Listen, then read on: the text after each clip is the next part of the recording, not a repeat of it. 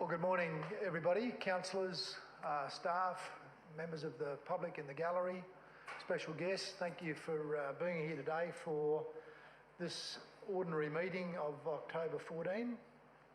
I'd ask the chamber to be upstanding whilst we have Councillor Babarowski acknowledge the traditional custodians. Thank you, Councillor Babarowski.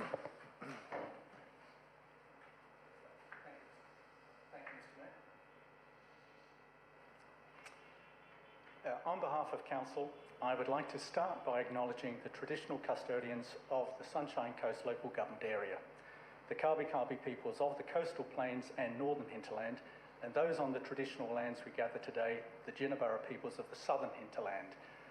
Truth-telling is a significant part of our journey.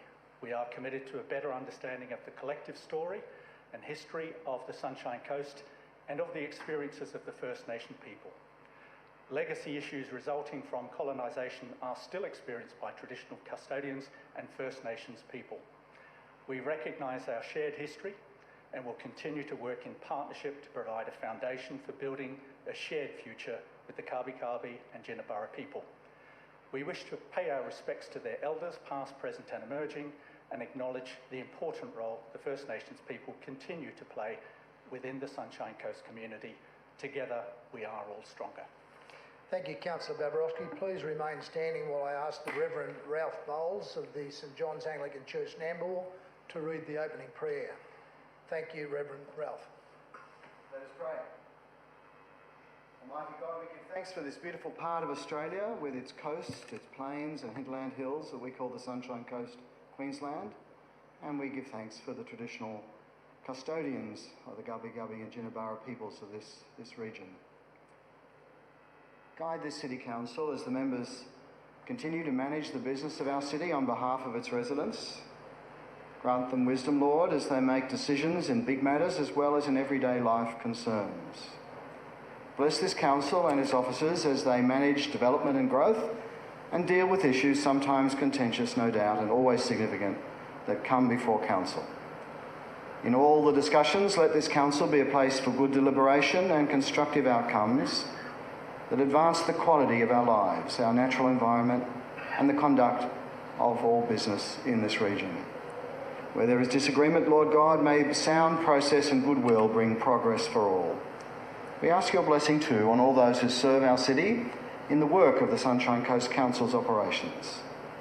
They are often the face and hands of this council in interaction with its residents and the businesses of our region. We thank you for their service. For today's meeting, Lord God, we ask for a fresh shower of encouragement to refresh the members of the Council in their hard work to advance the welfare of the Sunshine Coast. Amen. Amen. Thanks very much, Reverend Ralph. Thank you. Please be seated.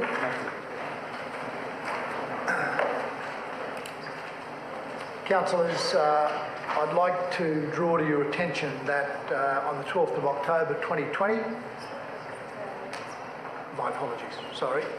Item 4, just the receipt and confirmation of the minutes. Happy to move it. Councillor Dixon, thank you. Have a seconder. Councillor Cox, all those in favour? That's carried unanimously, thank you. Right, item 6, councillors, I'd like to draw to your attention that on 12 October 2020, amendments to the Local Government Act 2009 and the Local Government Regulation 2012 came into force. The amendments include the new Chapter 5B, which sets out new legislative requirements for dealing with councillors' conflicts of interest in local government matters. These arrangements will apply to how we manage such matters at today's meeting. So if there are any prescribed conflicts or declarable conflicts, please raise those before the item is addressed. Councillor Natali. Thank you, Mr Mayor. I, Councillor Joe Natali, notify that I have a declarable conflict of interest in any matter that may relate to or originate from certain current council employees who are presently the subject officers in an investigation of a public interest disclosure. My declarable conflict of interest arises due to the fact that I've agreed to act as a support person for a complainant and have, in my capacity as support person, already participated in 2 investigation interviews conducted with the complainant. Due to the confidentiality confidentiality obligations that are established under Section 65(1) of the Public Interest Disclosure Act 2010, I'm not able to disclose any information relating to the details of the public interest disclosure, the identity of the complainant, or the identity of the subject officers. Given the aforementioned obligations and in the interest of avoiding any inadvertent release of confidential information, I will not participate in any discussions relating to the making of a decision or any matter relating to or originating from any of the subject officers.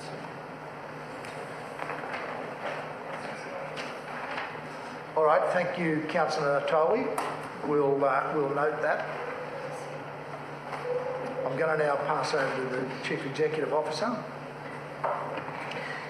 Good morning, Mr Mayor. Through you, Mr Mayor and councillors, there is a new item of business for introduction onto today's agenda, and I'd ask for council's consideration to allow the report titled Confidential, Not for Public Release, Referral for Council Determination to be included on the agenda. Councillors, we'll need a procedural motion to have this item of business listed.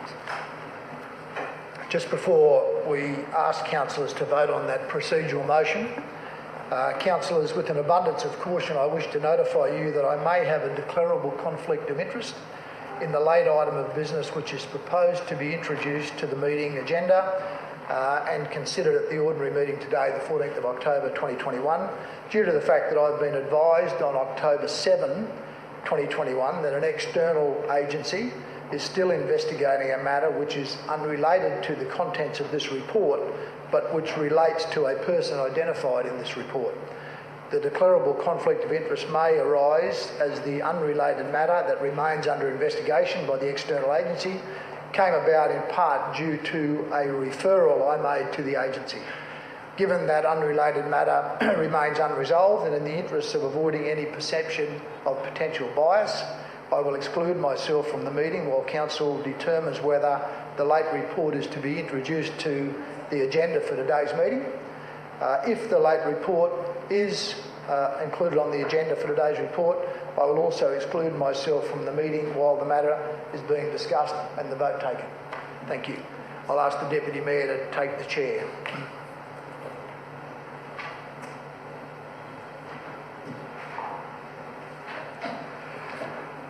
I'd like to thank the Mayor for his declaration and ask if there's any further declarations. There is, Mr Chair. Councillor Hungerford. I, Councillor Edmund Hungerford, notify that I have a declarable conflict of interest in the late item of business, namely item 1.1. Confidential, not for public release, referral for council determination. Proposed to be introduced and considered at today's meeting. I'm aware of the subject matter to be disclosed, and in this confidential report, as I am directly involved as a witness to associated matters. I will exclude myself from the meeting while Council considers this procedural motion. Should the report be considered at this meeting, I will also exclude myself from the meeting while the matter is discussed and voted on. And with that, I will leave the room. Thank you, Councillor Hunger, for your declaration. Any further declarations? No? So I'd now like to ask for a mover. Thank you, Councillor Dixon. And you're moving that Council allow the introduction of a new item of business into the agenda for the ordinary meeting held on Thursday, 14th of October 2021, namely item 11.1, confidential not for public release, and a referral for council determination. Do we have a seconder? Thank you, Councillor O'Prey. As it's procedural motion, I assume there's no debate. I'd ask for a vote. All those in favour of the procedural motion? That's carried unanimously. Thank you, councillors.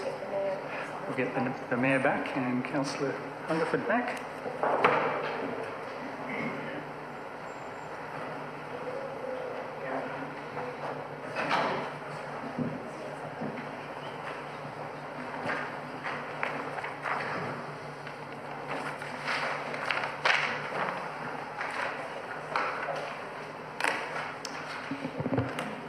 Councillors,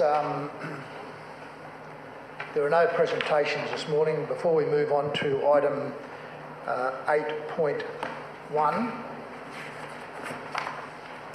I wish to notify that I have a declarable conflict of interest in item 8.1 to be considered at the ordinary meeting on the 14th of October 2021 due to the fact that I received an electoral donation of $3,000 from Ferdinand Dudane on the 14th of October 2015.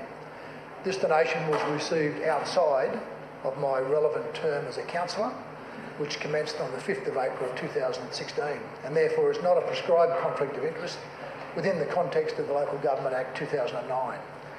In relation to Mr Dudane's interest in the development application, which is the subject of agenda item 8.1, I'm advised he made a submission in relation to this development application during the public notification period. I have no ongoing relationship with Mr Dudane or his associated entities beyond having received the electoral donation nominated above in 2015. However, consistent with my actions on previous occasion when a submitter on a development application has also provided an electoral donation to me in the past, I made the decision I will exclude myself from the meeting while agenda item 8.1 is being discussed and the vote is taken. Thank you, and I'll ask the Deputy Mayor to take the chair.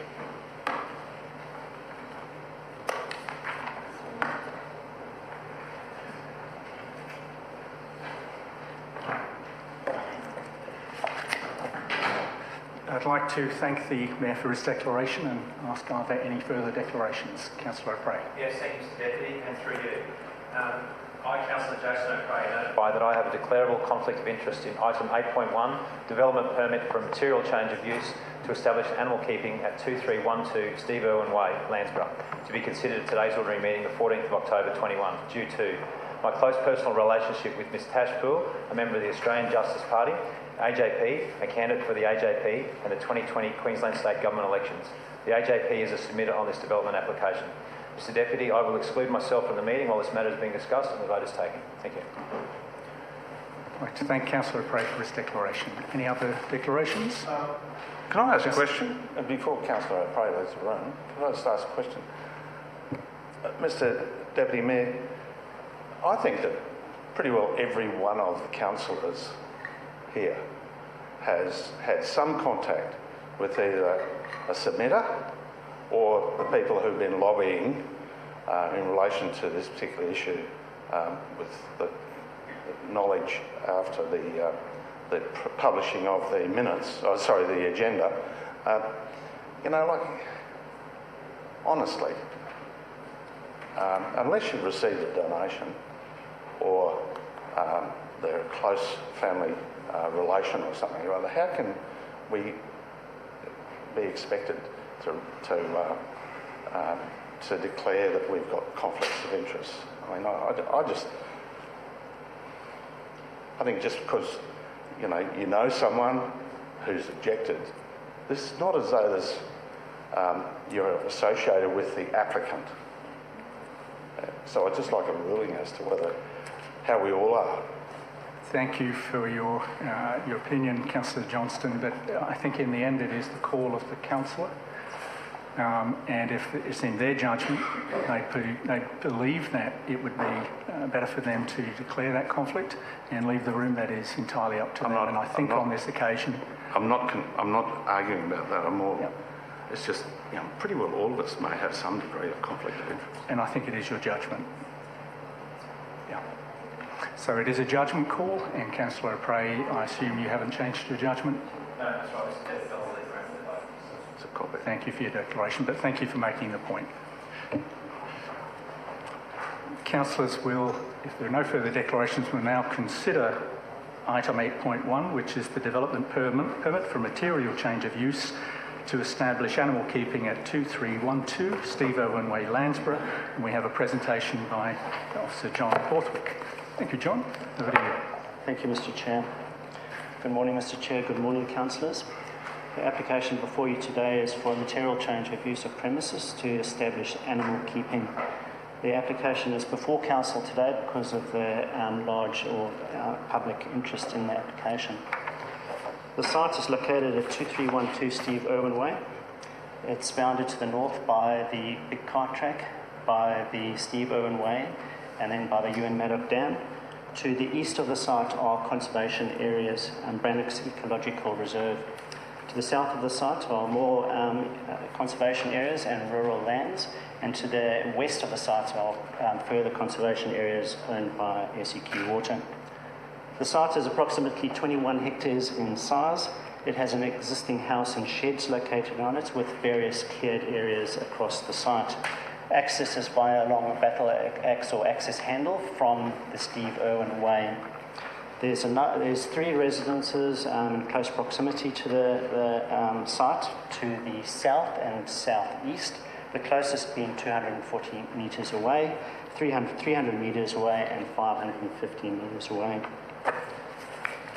The site is zoned rural, indicated by the light green area.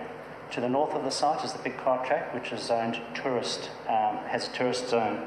The surrounding area is predominantly rural zone, but it's also the dark green indicates the environment management and conservation zone. The closest zoned residential area is approximately 1.5 kilometres to the west of the site. You'll note to the south of the site there's a number of smaller rural lots. Those are separated from the site by a ridge which runs sort of in an east-west direction, separating those from the subject site. The proposal is for a combination of boarding kennels and breeding, with a total of up to 108 dogs being kept on the site, excluding puppies. So the dog breeding element is 60 adult dogs, excluding puppies, and the dog boarding is for 48 dogs. There's also a small cattery with up to 20 cats. It's proposed that the development will be staged into 2 stages. The first stage will be the relocation of the the kennels from Diamond Valley Ratcliffe Road to the existing site, and that will be for the proposed boarding or the breeding kennels. With those 60 dogs. Stage 2 of the proposal will be for the proposed boarding element of the proposal, and that will be for the administration buildings, the dog kennels, play areas, and so on. It's important to note that since the application was originally submitted back in 2018, including the public notification period, the application was for 260 dogs in total for the whole of the development. Since then, the applicant has significantly reduced the number of animals on the site. The breeding element has stayed the same at 60 adult dogs. The boarding element has reduced substantially from 200 to 48 dogs. The cattery remains the same. The application is impact assessable and subject to the public notification period for 15 business days, which occurred during June of 2020. The application received a very high level of public interest, with approximately up to 400,000 submissions being made. However, many of those were blocked by Council's cyber security system as an attack on the Council's website. The submissions were mainly from 2 organisations, being Oscars Law and PETA. Those were on pro forma submissions, and many of those were not properly made because they did not include the correct owner's address on them.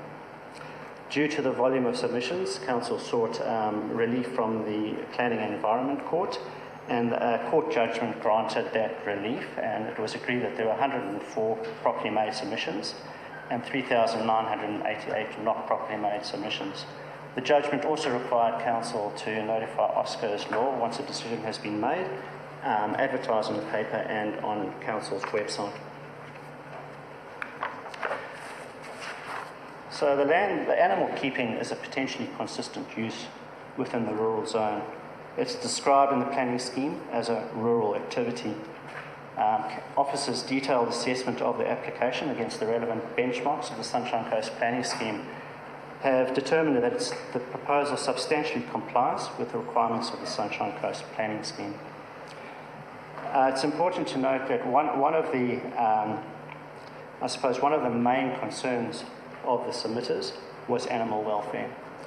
Now, an impact assessable application can only be assessed against the benchmarks of the planning scheme and any other relevant matter.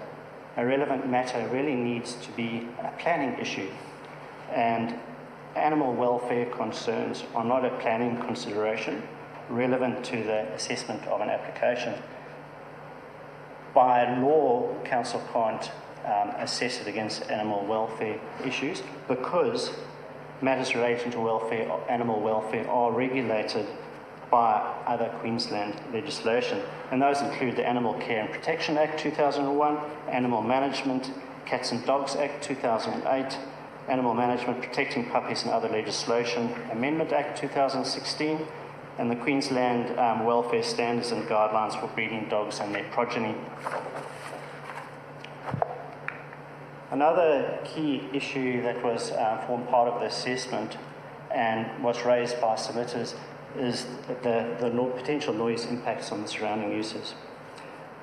In that regard, the applicant provided a final, very detailed acoustic report with proposals for special design of the buildings, acoustic fences around the proposed development, and other operational and management requirements to mitigate noise issues. Council officers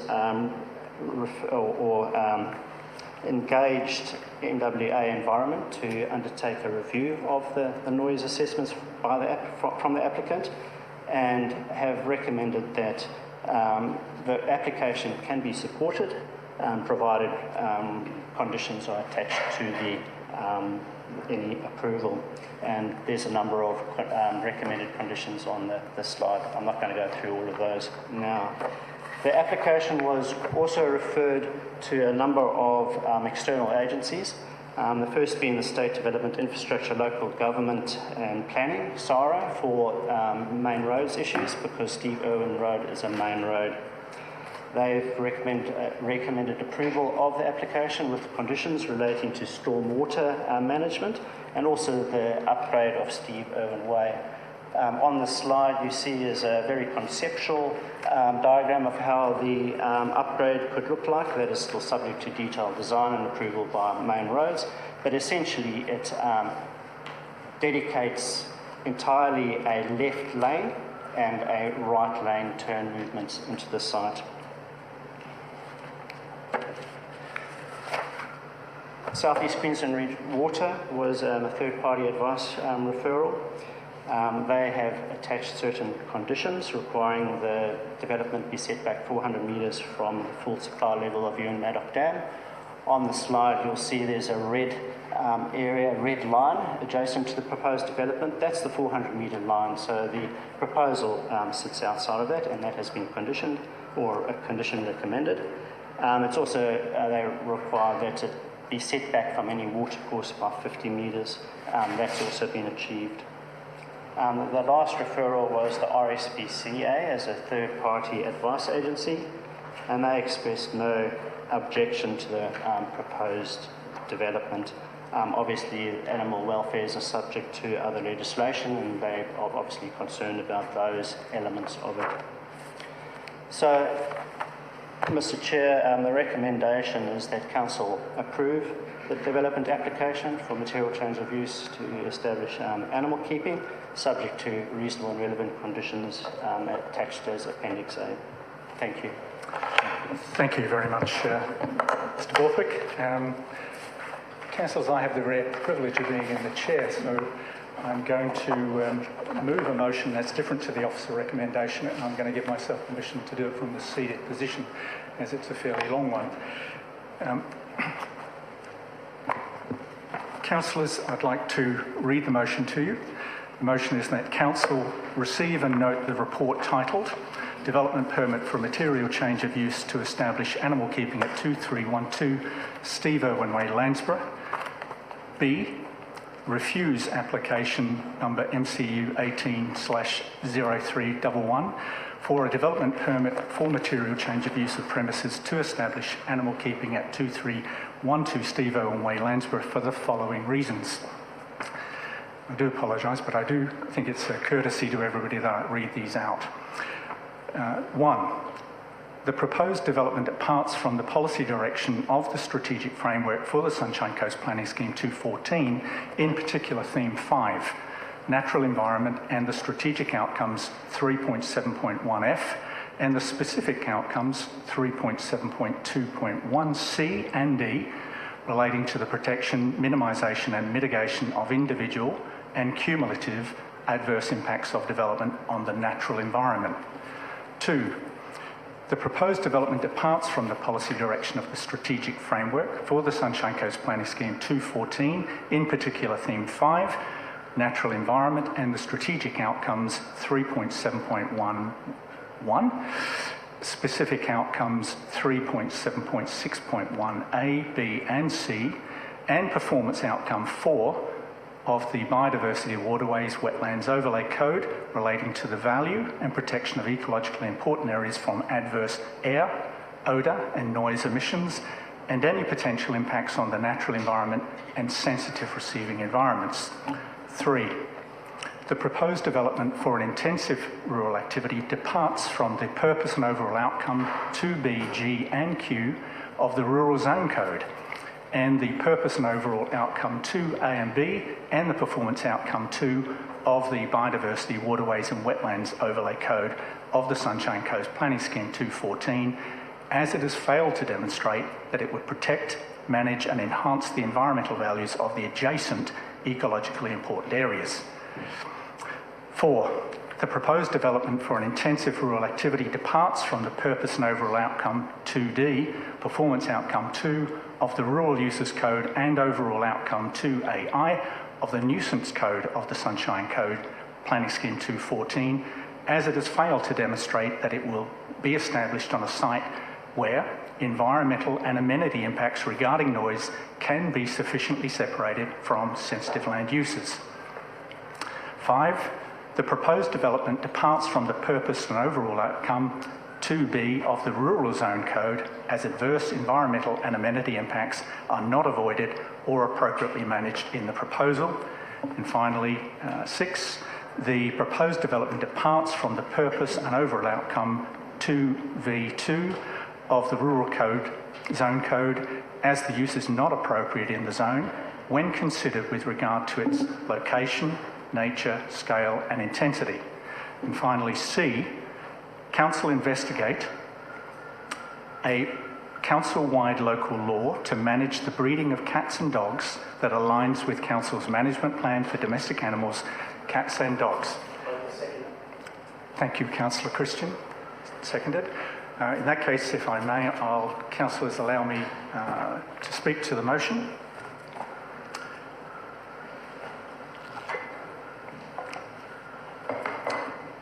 Councillors, I hope that you'll allow me a short introduction to hopefully help the community further understand our challenge as councillors in considering this application. It's self-evident just how much the vast majority of the community love their dogs, and very large numbers of the community, both local and more broadly, put in submissions believing they could forcefully argue for a focus on welfare issues in considering this impact assessable development application. In essence, they passionately told us they don't think a mass breeding facility gives dogs the quality of life they should have in our society.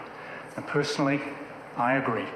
I find it very difficult to get my head around the idea of highly socialised animals forced to frequently breed in small, high-walled compounds designed to minimise the impact of their existence and maximise the production of puppies for profit. I believe that most in our community would agree that expanding our circle of care to include a greater compassion for animals is a sign of our moral growth as a community. As a state, I personally think Queensland is behind other states like Victoria, which have much stricter laws on breeding.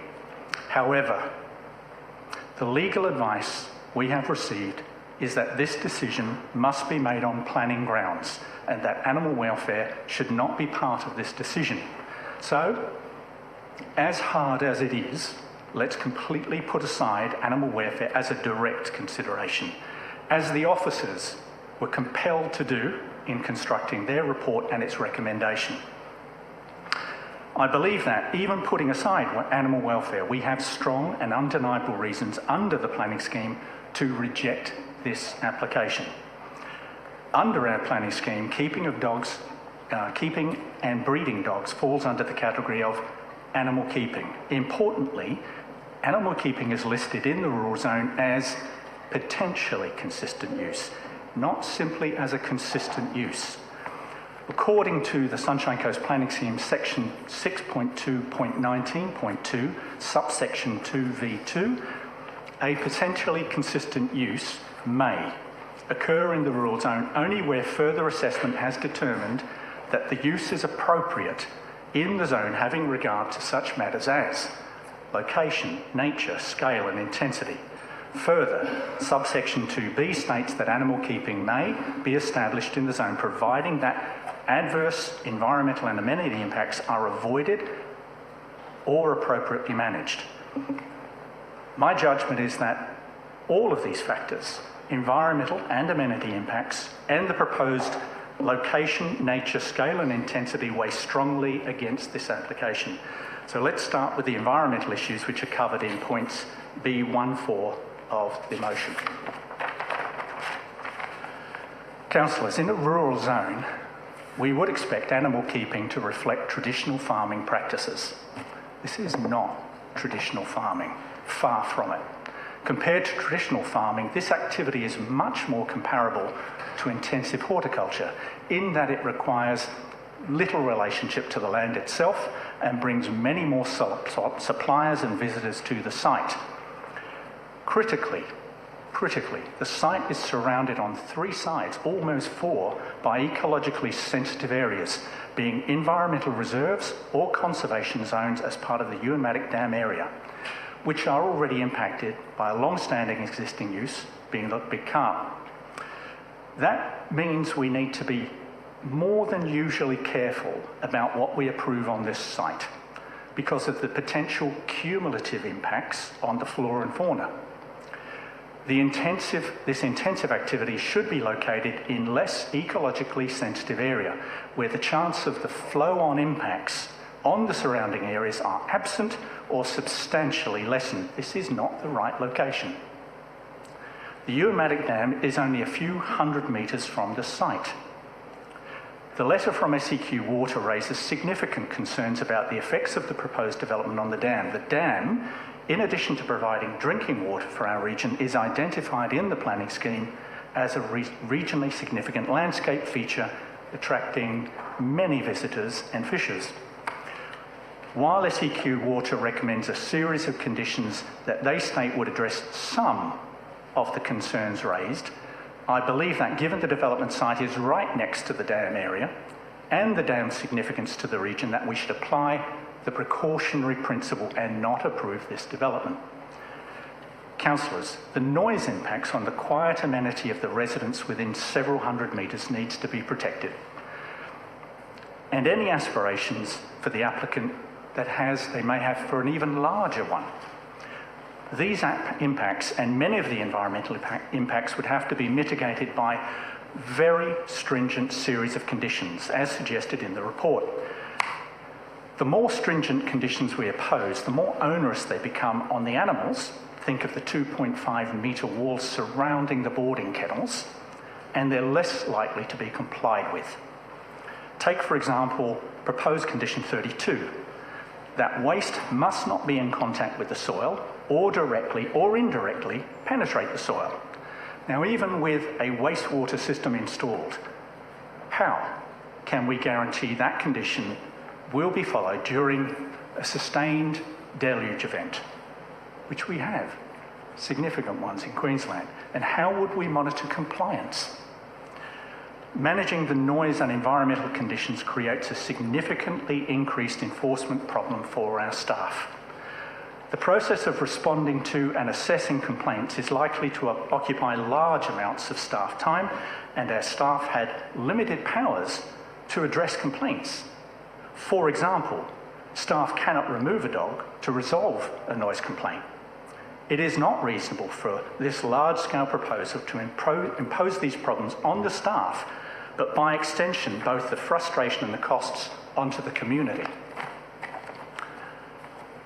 We must also consider that the application is for a development on one of our major tourist and scenic amenity routes, the Steve Irwin Way. This is a very busy route and is named as a legacy to our region's champion for the respect of the natural world of animals. And this proposal doesn't match that philosophy or match our credibility as a future biosphere.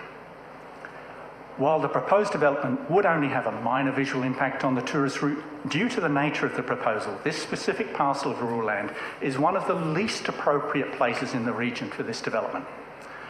The nature of use, specifically as it applies to companion animals, also conflicts with Council's recently endorsed Management Plan for Domestic Animals, Cats and Dogs, 2021. You have a copy on your desk, which is to encourage residents to adopt, not shop. Overall, I think it's clear this development is inappropriate considering its nature and location. Finally, let's consider the scale and intensity of the proposal.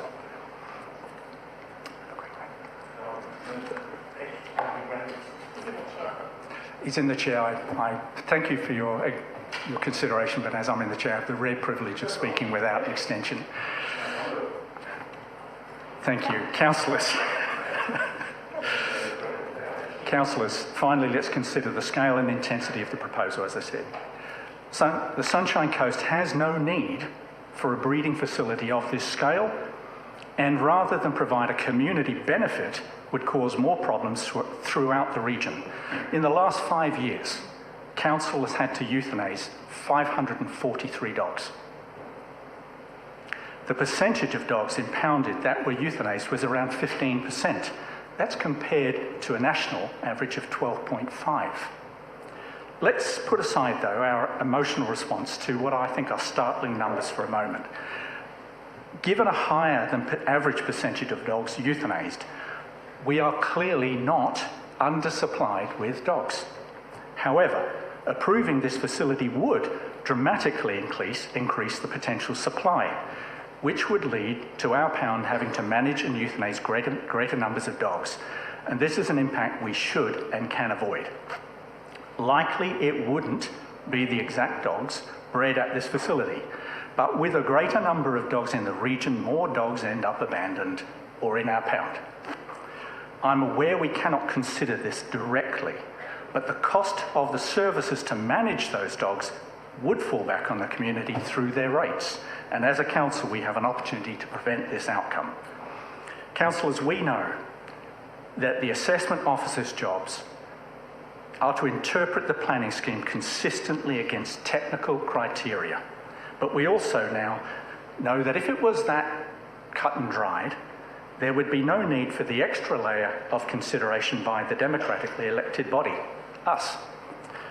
We have to be able to consider and make a broader strategic evaluation as representatives of the community. Councillors, I believe I have outlined specific planning considerations that are more than sufficient for us to refuse this application. However, the community has made it clear in their huge response to this application that they have broader concerns about animal breeding, and it would apply regardless of the facility's location. That is why, in addition to asking you to reject this proposal, I'm also proposing additionally we should investigate a new local law regarding the breeding of companion animals. Let's also use this opportunity to step back from this specific application and consider how we can update our regulations to reflect changes in community sentiment that are more in line with our recently endorsed animal management plan. Councillors, I ask for your support in my motion. Councillors. Councillor Dixon. Yes, through you, Thank you, Mr Deputy Mayor. And can I just firstly start by saying how proud I am of you today? Everything you've just outlined is far more considered and articulated than I could ever achieve. And I'm just so proud that you've not only brought technical reasons for refusal, but you've listened to the community. And as much as people would say we don't have a moral obligation in this job, we certainly do. It should be our first consideration in anything we do and everything we do in this region. It can't always just be about the rules, it needs to be about the greater good. Now, the important part is the management plan. So we've all got a copy of that here today, and I actually had the privilege of launching this recently. And I've always told staff that I'm not going to get behind something that I don't support. So if you send me a media release or a strategy document that I'm not passionate about, I'm not going to launch it, because you have to believe in it. And it's really important. When I was reading it this morning, it talks about the fact that we want to work with Four Paws. We want to work with the Sunshine Coast Animal Refuge Services, and the RSPCA talks about that. That's our key strategy. Partnerships with organisations that rehome and love cats and dogs just as much as I do. It talks about empowering responsible pet ownership. We're talking about that. We all endorsed it. That's the document that we endorsed. And the most important thing is about adopting and not shopping. That's a key strategy for us. It's right here in this document that not only did the community support, but we all did. And I'll just remind us of that. With your indulgence, I'd like to read some extracts from a letter that I received from Julie Penlington. She is the chief, the head over at Four Paws Animal Rescue. And if I can, I'm not going to read the whole thing, but I'll just read a few bits that I've highlighted. Julie says, I personally, along with members of our management committee, financial members and supporters of our organisation, have lodged individual, properly made submissions via Oscar's Law website requesting that Council does not allow the proposed plan to be developed, and we now fear that you may disregard those submissions. So, whilst the 400,000 weren't all properly made, 400,000 submissions is enormous. You think about it, 400,000. Okay, if that's individuals that have put their thought process together, that's fantastic. That adds to over 1,000 emails that I've personally received and personally responded to, every single one of them, over the last 3 days. That tells me that there's an issue out there. I've also posted on my Facebook page asking people if they support breeding facilities on the Sunshine Coast.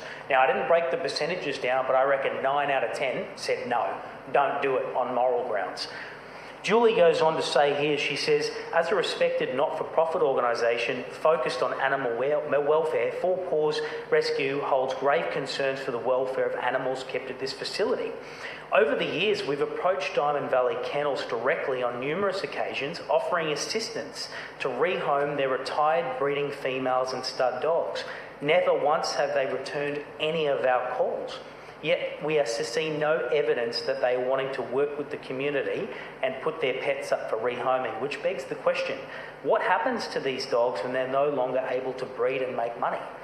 That's a pretty good question. How do you answer that? Julie goes on to say that she's worked with the Sunshine Coast Council for over 17 years now, and she believes that she's got a very strong partnership with us as a council. We've worked together to drive down and reduce the number of dogs that are abandoned and euthanised each year. Council has a great record of working to protect animals, educate the public on responsible pet ownership, and with their grant programs, they're able to assist groups like Four Paws with this work. Four Paws have been a proud partner of Council, and we want to stand shoulder to shoulder with you to promote your vision for responsible, safe pet ownership. By encouraging the large-scale breeding, farming of puppies, Council will be applying significant pressure to the already stretched not-for-profit groups that already work so hard to find homes for hundreds, if not thousands, of abandoned animals each year. Mr. Chair, I could go on for a long time on this, but this really hits home for me because last week I adopted a rescue dog from Caboolture. I've got my first rescue dog, and she's actually quite timid.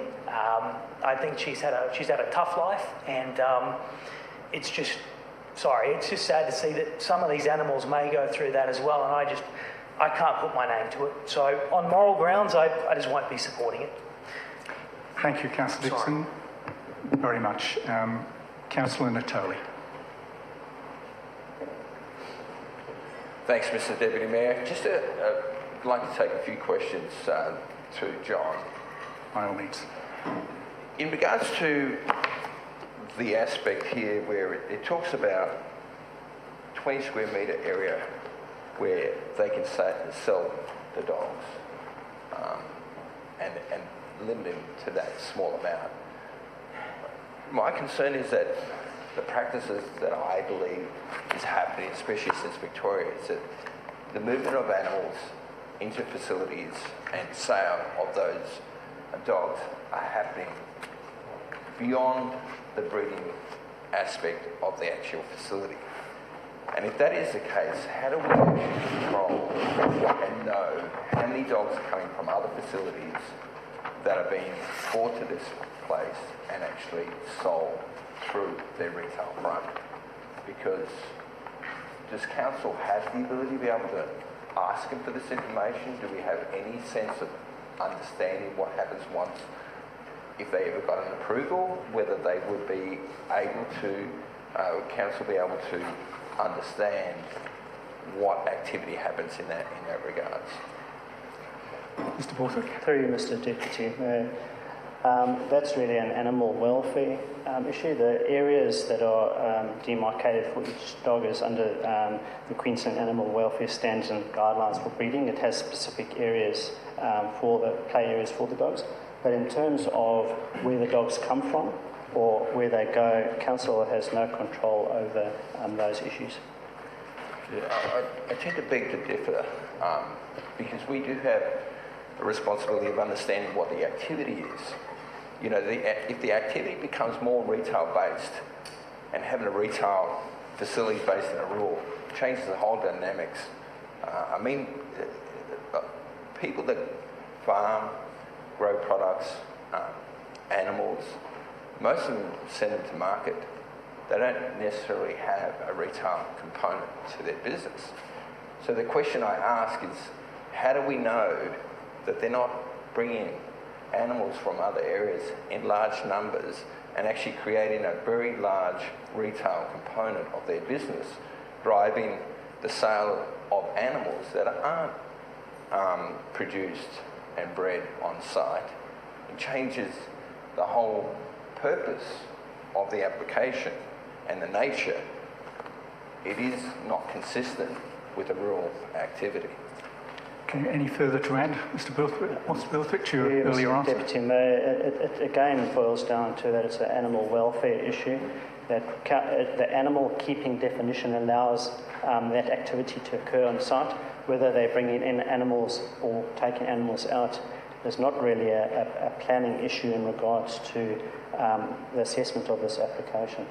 It has not been considered in this assessment. I think we acknowledge you may beg to differ because of the nature of it. But have you any other questions?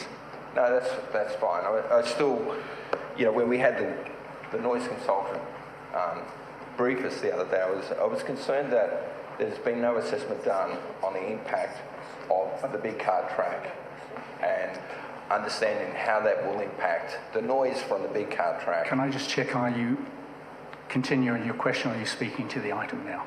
No, I'm happy to speak to the motion. So, you know, for me, I still have some concerns that the dogs, in that environment and in that constrained environment, won't cause additional disturbances to the residents, based on the fact that I know our dog is impacted by noise. It can hear a helicopter coming at night time. It hears a rubbish truck, and this morning there were a number of dogs around the area that were just triggered by obviously activity that was going on in the dog community around our neighbourhood. So I'm just still concerned that the trigger point, the noise that's emanated from the big car track, the big car track is probably 250 metres away from where this compound is. So I'm still not convinced that there's been enough work done to really understand how that would happen. And I'm not sure what additional measures would happen if they ever got an approval for us to go back and actually rectify that if we find that it is becoming a major problem.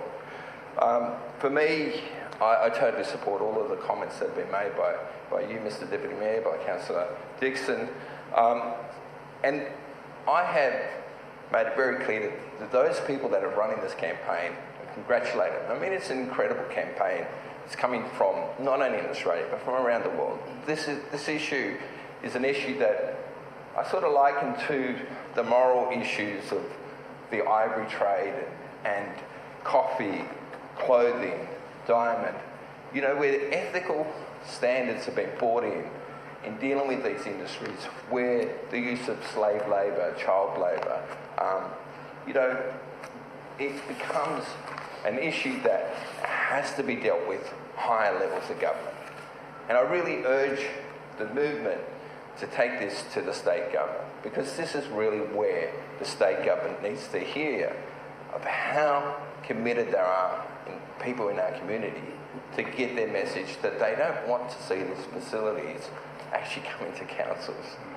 You know, it should be knocked off at the state level. So I would be advocating, I'd be very happy as a council down the track to have a discussion about how we can help the community, maybe get that message to state government. But maybe Queensland, you know, it's time for us to be able to understand that our community had major concerns. If we can help in any way in advocating that to the state government, but it has to be the state government that deals with all of the welfare issues of these dogs, and any of the concerns that our community have has to be a message strongly delivered to the state government. I would hope the state government would listen and act and change the legislation. Thank you to Councillor Natoli. Councillor Landsborough.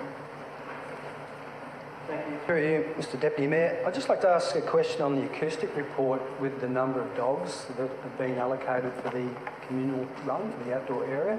The number of dogs is 5 that's been approved. Was that during the application process, or was that a requirement that was put on the applicant? Through you, Mr Deputy Mayor, that was part of the applicant's proposal as part of their proposed acoustic report. They proposed the 2 play areas with a maximum of 5 dogs in each of those play areas, and they would be supervised by staff, and those are acoustically treated areas. That was the applicant proposing that, and that has been extrapolated or assessed by our noise expert, Mr King, and we've recommended conditions on that. Further questions, Councillor Landsborough? No. Could I speak to the... You certainly may. I'd just like to commend Mr Deputy Mayor on your alternative resolution. I'd just like to... there's a host of moral reasons here we could talk about today, and I'd love to just touch on a couple of things and not really try and detract from what the issue is in terms of the planning scheme and what it actually meets the requirements, but some really great alternative arguments there that you put forward that I think will be basis for a strong complaint or a strong argument against this proposal. The Animal Care and Welfare, or the Protection Act, is referred to on regular occasions during the document. And I just want to say that obviously it's part of our management plan for domestic animals and cats.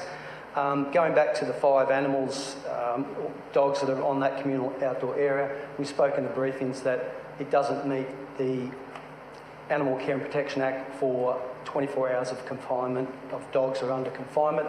They need at maximum 2 hours every day of exercise. Just by quick figures, it's about just over 50 dogs would receive that exercise based on if they were working on a 10-hour period from 7 a.m. to 6 p.m, and that's if they were on a regular turnover basis. So it definitely doesn't fall within exercise periods for these dogs, which, as we know, man's best friend, you know, loves taking them out for many runs, and they do heaps of exercise. The RSPCA letter touches on that they could only comment on the architectural plans. They were never asked for, obviously, a perspective on animal welfare, which is a little bit of a, for me, is a bit discouraging as well. I know that on the RSPCA website they call it an unethical practice, and currently they have a paper in New South Wales government legislating to end the process of puppy farms. So my concern or my comments on that is that looking at what's happened in Victoria, they have changed the legislation to increase the process and development for puppy farms. And I'd just like to quickly read an article about what the Victorian Parliament has done on the 15th of December. Under the new laws that passed the Victorian Parliament on the 15th of December, operations with more than 10 breeding female dogs will be illegal from the 10th of April 2020, unless they classify as a commercial breeder and have ministerial approval to have a maximum of 50 breeding females. Those larger operations will fall under the Inspector of Department of Agriculture, not local councils. will face more regular audits, including inspections ordered by Victoria's Chief Veterinary Officer. We know for a fact that a lot of these farms and kennels are self-regulating, and that is a concern, and it's great to see Victoria's taken that action as well. The Murray River Council as well, as a planning approval that they've just gone through down at Moama. One of the councillors has tried to rescind that motion, and they've actually requested New South Wales Government look at the Animal Management Act as well moving forward. So I'd just like to, I won't be supporting the officer's recommendation today. Thank you. Thank you, Councillor Landsborough. Councillor Suarez. Thank you, Mr Deputy Mayor. Through you, I just have some questions first of the Council Officer, if I may, regarding the application, particularly the conditions that are associated with the application. Under the nature and extent of approved use, condition number 7, it says a minimum of one employee must be present on the site at any one time. Why was this a required condition of the application? Through you, Mr Deputy Mayor, that's part of the acoustic report requirements and the proposal by the applicant to have someone accompanying the dogs to, I suppose, ensure that they're controlled and there's no noise emissions or minimal noise emissions. And just following on that condition, does Council know what the current arrangement is at the existing facility at Diamond Valley? Through you, Deputy Mayor, not exactly. I understand that there are a number of staff members that do accompany the dogs when they're in the play areas. Council officers undertook a site inspection, and that was what we were told that they do, that the dogs when they're in the play areas, that was always supervised by a staff member. I'm relying on a fact sheet that I've taken from the applicant's website, which is slightly out of date. It's from May 2020. On their fact sheet, they state that their dogs have staff overseeing them every day from 7 a.m. to 7 p.m. So according to their own information, we don't have any assurances that their current practices are that they have staff on hand between 7 p.m. and 7 a.m. But it is a condition in this report that they have to have a staff there 24 hours a day. Correct? That is correct. Okay, condition number 13. It says each common dog run must be limited to a maximum of 5 animals per play area at any one time and be supervised by staff at all times, as Councillor Landsborough mentioned just prior to this. Why was this a required condition? Through you, Deputy Mayor, the applicant has proposed that again. I suppose it's to regulate the number of dogs that are in an outdoor area at any one time that is manageable for supervision, that they don't cause acoustic issues. That was proposed by the applicant and reviewed by our acoustic specialist or expert. Does Council know if this is the current practice at the existing facility, that only 5 dogs are exercised in a play area at one time? Through you, Deputy Mayor, we're not aware of what happens on that site. I had a look on the Facebook page. There's a number of beautiful videos and photos of the puppies. There's a video titled "Hello to Our Beautiful Girls," which appears to show 7 adult females playing together. It's a very short clip. Obviously, it's not robust research, but it is evidence that their current practice is to have more than 5 adult dogs in one area at one time. Further on the number of dogs that would be out in the play areas, we don't touch on the puppies. Is there any restriction on where puppies can be on the property for play and socialisation? Through you, Deputy Mayor, I'm not aware of how the puppies are exercised. Each one of those the breeding kennels has a play area outside. So I would imagine that to separate the puppies, they would be within those play areas and not subject to the greater area, the play areas which are part of the boarding kennels. So the play areas will be each kennel component, because the puppies are pretty small and won't use as great an area. So the approval hasn't been conditioned to restrict puppies only to the areas within the compound. So essentially the applicant could have puppies encroaching that 400 metre setback from the Irwin Dam. through you, Deputy Mayor, they potentially could play outside of those areas. Okay, thank you. Moving on to condition number 16, it says at all times the development must comply with the noise criteria outlined in section 3.1 of Road Pro report of the 5th of August. Who is responsible for ensuring that the development complies with the noise criteria at all times? Through you, I'll direct that to Mr. King. Through the Chair. In respect of that condition, Councillor, it's the responsibility of the operator to comply with the condition because it's a condition of approval, as is any development approval condition. So it's their responsibility to manage their facility, to construct their facility, to operate it, to comply with the noise criteria. Thank you, Mr. King. The noise management plan must be approved by council prior to use, which was condition number 23. And following on from that, condition 24 was the use must operate with the approved noise management plan. So who's responsible for ensuring that the use operates with the approved noise management plan? So again, through the Chair, the noise management plan, firstly, as the preceding condition requires, must be approved by council. There has been a draft submitted to date, but it was felt that a final version needed to be prepared. And again, it's up to the operator to use the noise management plan and comply with it at all times. Thank you. Complaints. Condition number 26, the operator must prepare a complaints management procedure and submit to council for approval prior to commencement of use, which is followed by condition 28.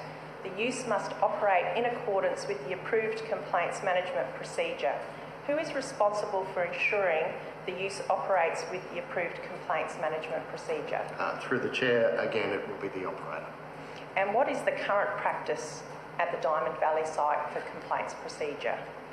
Through the Chair, I am not aware of their procedures. Okay, thank you. Condition 38 on environmental performance. The site-based management plan must be developed and implemented that addresses the management of the environmental impacts of the development. The site management, condition 39, the site management entity must ensure that the activities at the premises comply with the site-based management plan. Who ensures that the site management are complying with the site-based management plan? That again is through to Mr. Chair, the applicant. Thank you. Final question. This application did not include a pool or water park for the dogs. However, in the fact sheet of May 2020, the applicant publicly announced that with this current application they would intend to build a pool and water park for the dogs. How would a pool or water park for the dog affect the environmental activities or the environmental considerations on the site, especially waste and stormwater and Yandina Dam? Through you, Deputy Mayor. They haven't proposed that, but if it was proposed, it would have negligible impacts. All waste material is to be picked up and packaged and taken off-site, so there wouldn't be any feasible impacts. Any secondary any water that's would be treated through the secondary treatment process on the site, which has to be located outside of the 400-metre buffer to the Yandina Dam water catchment or the high water mark of that. So it's located in a clear area outside of any stream orders that are on the site and with a significant buffers, so there will be negligible impacts. Thank you for that. Mr Deputy Mayor, I might reserve my right to speak after I've heard some other questions from the other councillors. Thank you, Councillor Suarez. Councillor Johnston. Thank you, Mr Deputy Mayor. And I must apologise to you for questioning your ability and right to continue ad nauseum. No, it appears we can muzzle dogs, but not chairman. So that was a joke, in case. Got it. Firstly, I'd like to congratulate the council officers who put forward the resolution, the original motion, in relation to the approval, they were doing their job in that they were working within the constraints of the town plan and what is permissible and not permissible within the town plan, and they dealt with issues which have engineering solutions and etc. I feel for them that they, because I've talked to a number of them, that they were unable to bring in any welfare issue in relation to this matter. However, councillors don't have the same restriction, and you know, there's a number of different types of dogs. There's the dogs that are used for herding animals.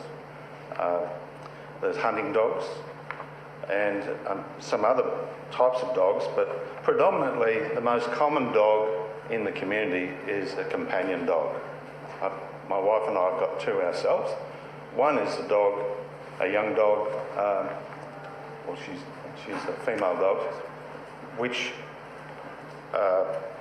we purchased from a breeder, and she has a genetic problem with her front legs, and they said that they would take her back. Didn't become evident until she was 6 months old. They said they would take her back and give us another one, and we asked so what would happen. They said the dog would be euthanised. However, the problem was that we bonded with the dog, and the dog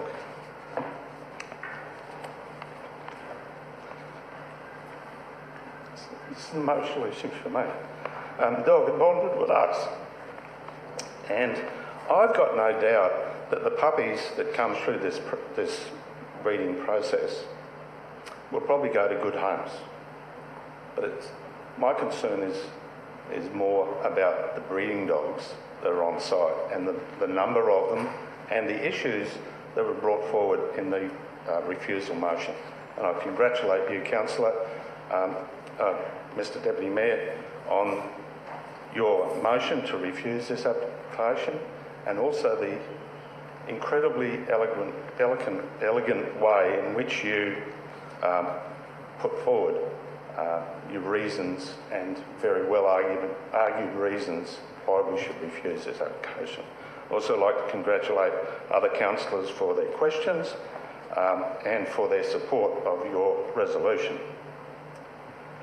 This is an incredibly intensive farming operation for dogs. It's not for cattle, it's not for sheep, pigs, or fowl, which are used for are bred and grown up for the use, consumption of human beings. All of the breeds that I have looked at that this operator proposes to sell or breed and sell are companion dogs. And we've heard some, particularly from Councillor Dixon, some excellent concerns about the number of dogs that in the community which finish up in the pound and in refuges, etc. It's definitely the responsibility of the state and the RSPCA to look after the welfare of dogs, and it's the responsibility of the state and the police and the welfare services people to look after the welfare of children. But how's that going? Not real good, is it? So I don't have any faith in those bodies to ensure that the welfare of the dogs in this breeding facility will be looked after in the highest degree. Like Councillor Natoli, I encourage people who are concerned about these types of operations and the welfare of the dogs to write to the state member. Councillor Winston, would you like to have an extension, a very short one? Moved by Councillor Hungerford, seconded by Councillor Dixon. All those in favour, please carry on. I won't speak much longer, but I'd encourage them also to write en masse to the state government and the relevant minister to see about changing legislation.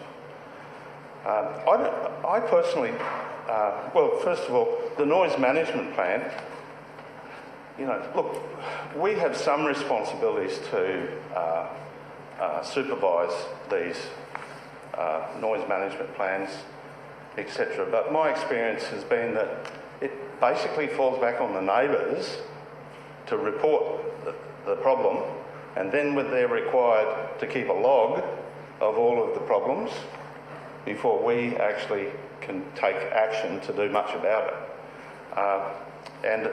And so the whole system is designed,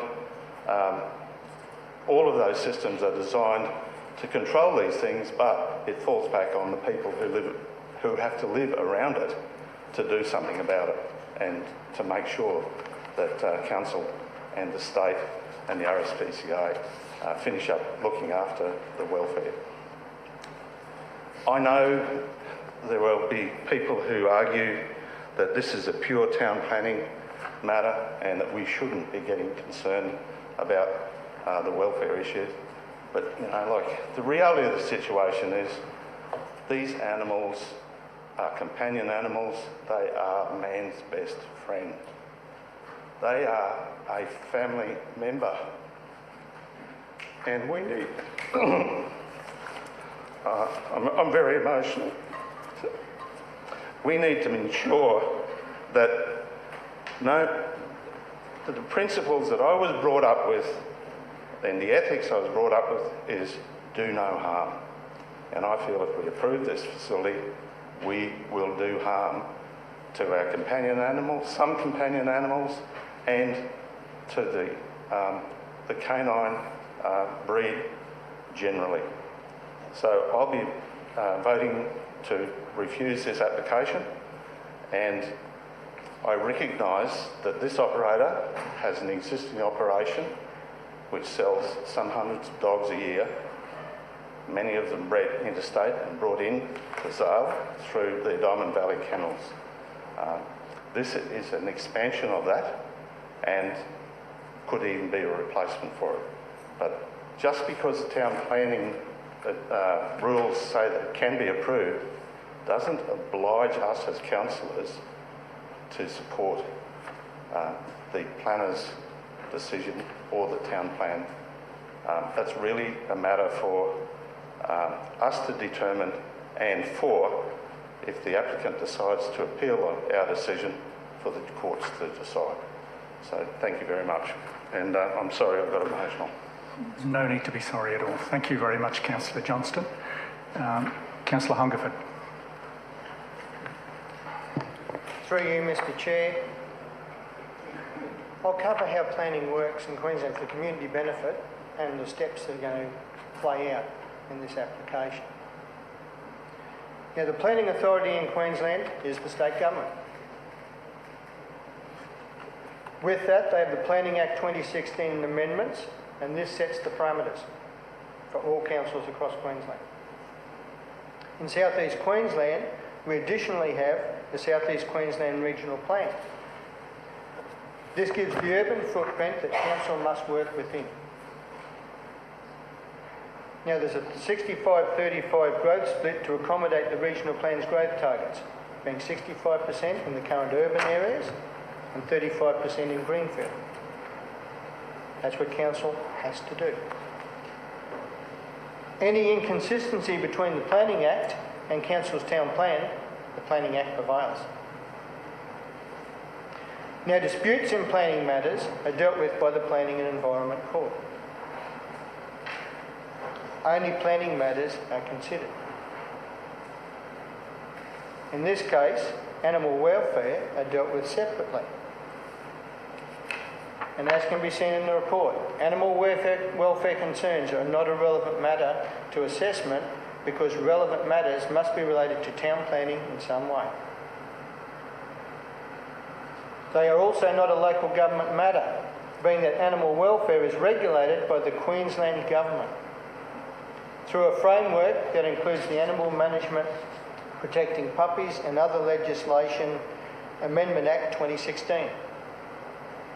The Animal Management Cats and Dogs Act 2008 and Animal Care and Protection Act 2001. Dog breeding licences are the responsibility of the Queensland Government through the Department of Agriculture and Fisheries and not a local government matter, and therefore cannot be considered as part of the land use application process. So with that, I question local law, Part C of the alternate resolution here for us to have separate animal management rules there. Now, my understanding is Council cannot have contrary laws or policies to state legislation or acts. So if they're already covered by the state, we can only have what's in parallel with, cannot be contrary to. So I'm very interested in how that will play out and how we draft those local laws. Now, you have an appeal process. That can be initiated by the applicant, a submitter, and can also include an appeal on conditions if an application is approved. And Council must address those when it comes to a court process. Now, I read the court judgments that come down quite regularly. We get sent those as councillors, and I read through them, especially the judges summing up on each one, whether it's successful or not, what the points of planning law that were applied in that case are. Now, typically, when a new case comes to a court, they'll send it for mediation for the parties and the legal parties to see whether they can sort out the differences, reduce them, or overcome them before it coming to court. Then from that, you will get a recommendation. And I believe in this case, if this is carried today, this is the process that I envisage will play out. You will get a recommendation, come back to Council for continuance if you've got a strong case, or a recommendation to settle the appeal. That means approve it. So I believe it will come back to us again to make an ultimate decision.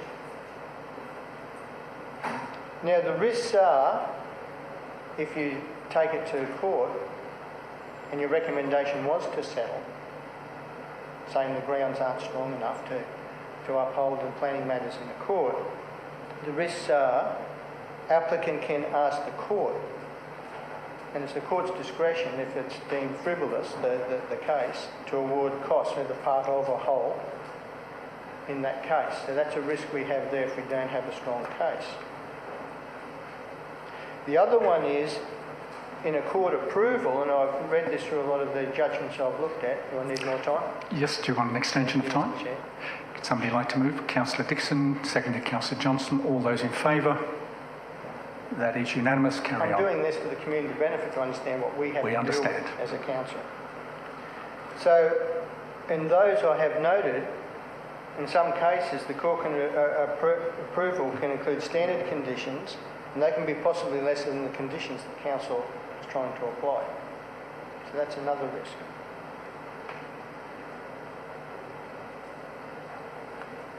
Now, in this one here, the zoning definition is the subject site is located within the rural zone.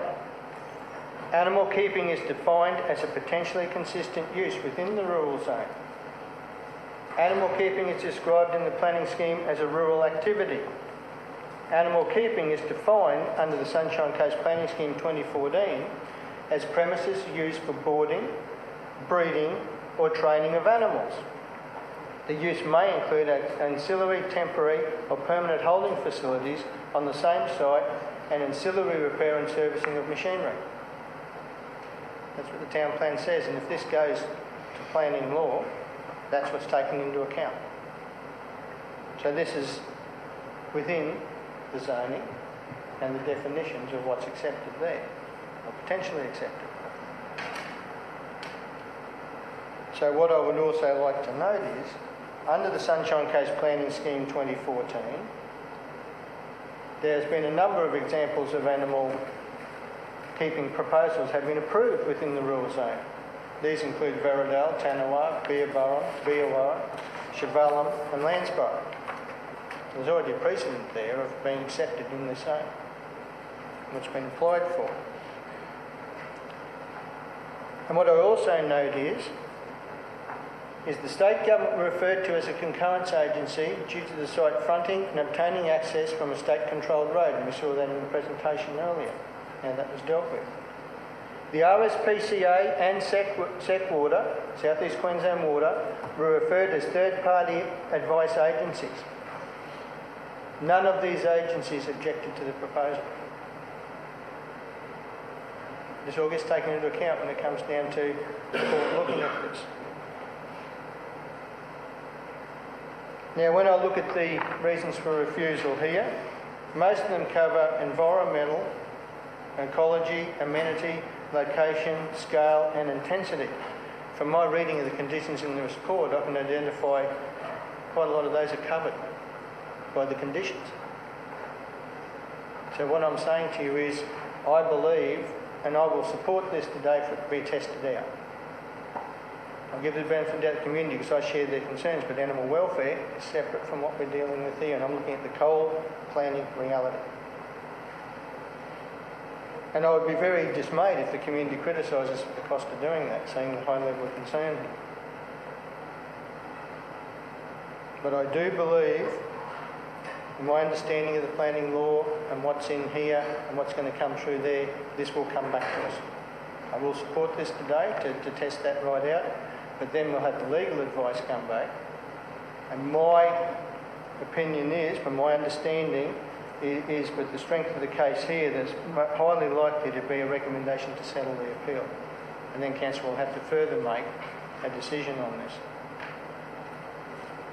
But I do understand the community sentiment, I do agree with a lot of those, but it's outside the planning reality with it. The planners have correctly done their job and applied the provisions of the Planning Act and our town plan and the guidelines there, and the recommendation is the correct one under that assessment. Whether that'll stand up if we take it to court is another thing I question, but I will support this today in the community interest to test that out. Thank you very much, Councillor Hungerford. Councillor Law. Thank you. Through you, Deputy Mayor, just a couple of questions, if I may. We've been advised that the animal keeping is a potentially consistent use under the planning scheme. Could you just provide the reasons that this was considered an impact assessable planning application? Through you, Mr. Chair, that is part of the planning, the Sunshine Coast planning scheme requirements. So in the planning scheme, there's a zoning, which is it's a rural zone, and within a rural zone, there's a table of development assessment that says that for animal keeping within a rural zone is impact assessable. In the zone code, it says that animal keeping is a potentially consistent use. So could I take an understanding from that that it's because it's a potential acceptable use that it has to be impact assessable, and you then have to go and give the submitter rights in the application? Through you, Deputy Mayor, the impact assessable requirement is that it must be publicly notified. The potentially consistent component is that if it satisfies all the criteria, it's assessed on its merits. So if it satisfies the acoustic requirements, if it satisfies the water quality requirements, all those sort of impacts, then it's determined that it would be, we find that it's consistent with the requirements of the planning scheme and recommend approval. Okay. Thank you. Another question, the distance to the nearest low-density residential zoned land, what is the required buffer in the planning scheme? Through you, Deputy Mayor, I think it's about 5 kilometres. I can check on that with Jeff. I think it's 5 kilometres to a residential zone, being a low-density residential zone, etc. And in this situation, the distance, as you had in the presentation, was 1.5 kilometres? That is correct. Through you, Deputy Mayor, I can confirm it's 5 kilometres. Okay, thank you. And not necessarily related directly to the application, but just in general around planning applications. There have been a lot of correspondence through emails saying that how dare we even consider this application. are there any lawful or legitimate reasons that we have that say the council don't accept all properly made development applications? Through you, Mr. Chair, under the Planning Act 2016, we have to assess an application that is submitted. When an application comes in, we check whether it's a properly made application or not. When this was submitted, it was a properly made application, and we have to assess it under the legislation. Okay, thank you. I think that's a very important point to make, that we actually have no opportunity not to assess the properly made application. So, if I might be very brief just to speak to the motion. There's been a lot of discussion today about compassion and care for animals, and I have no argument with that whatsoever. There were a lot of objections and applications sent through when the original application was made, over 400,000. And just recently, when this became a report coming to council today, I've received over 828 emails. Many of those have been very similar, in a similar pattern and form. But of those 828 emails, I would just like to make the observation that there have been a small handful of them that have contained very offensive comments. They have contained allegations that, from my assessment, have no bearing in truth whatsoever, and they actually contain threats. And I think that's unacceptable. We are a group of people who have taken a community duty to represent our community as best we possibly can, but we're people, same as everyone else, and I think it's an opportunity to comment back to the community that we're people too. We have heard great compassion for animals in our community, no argument with that, but if we are going to be a really wonderful community to live in, we need to be mindful of how we respect and talk and treat one another. And we will do our best today, I'm sure, but I would urge everyone, when you are talking to people who have given their time and offered to provide this service to support and represent the community, do that in a decent way. And one of the comments I'll share with you on the judgments that people make while they're making really quite offensive and defamatory comments. Someone said, oh, you have to listen to me because I'm not a crazy nutter vegan. So as a vegan, perhaps I'm a crazy nutter. Thank you. Thank you, Councillor Law. Councillor Cox. Thank you, Mr. Chair. I've just got a couple of questions to start off with. Firstly, I note that animal keeping is described in the planning scheme as a rural activity. And just in relation to the alternate motion in front of us, I note, Mr. Chair, that your resolution there talks in B Part 3 and 4 as this being an intensive rural activity. So I was just hopeful to hear from our staff whether or not intensive is the right language in this particular instance, considering the definition. Mr. Borthwick. Deputy Mayor, I think intensive rural activity as it stands in that alternative motion is probably more of a description rather than a definition. It's not an actual definition in the planning scheme. It probably would be more accurate to reflect what has been applied for, and that is animal keeping. Thank you. Further questions? Second question I have, and it relates to Part 4 of B once again. It states that the officer recommendation has failed to demonstrate that it will be established on a site where environmental and amenity impacts regarding noise can be sufficiently separated from sensitive land uses. Yet, last week when we heard from our acoustic expert, I heard that this particular application has gone above and beyond with the acoustics that would be required. Could I just have a quick comment on your thoughts in relation to that, please? Certainly, through the Chair. In respect to my presentation last week, the development application has ended up with a degree of noise control through built form in both the kennel buildings and the acoustic barriers, which is a very high standard in my experience. Also, as I said last week, the noise predictions that were provided, which I've looked at, demonstrate that the use will comply with the nuisance code requirements and the environmental noise criteria, but all surrounding sensitive land uses, where a sensitive land use is a residence. Thank you for that. I'll reserve my right to close later on. Thank you, Councillor Cox. Councillor Suarez. Mayor, before I speak to the motion, I'd just like to ask you a question. Would you like to amend the wording on your resolution, or are you happy to leave it stand as it is? No, I'm entirely happy. I think the intent is understood and was explained by the officer. Okay, thank you. If I may speak to the motion.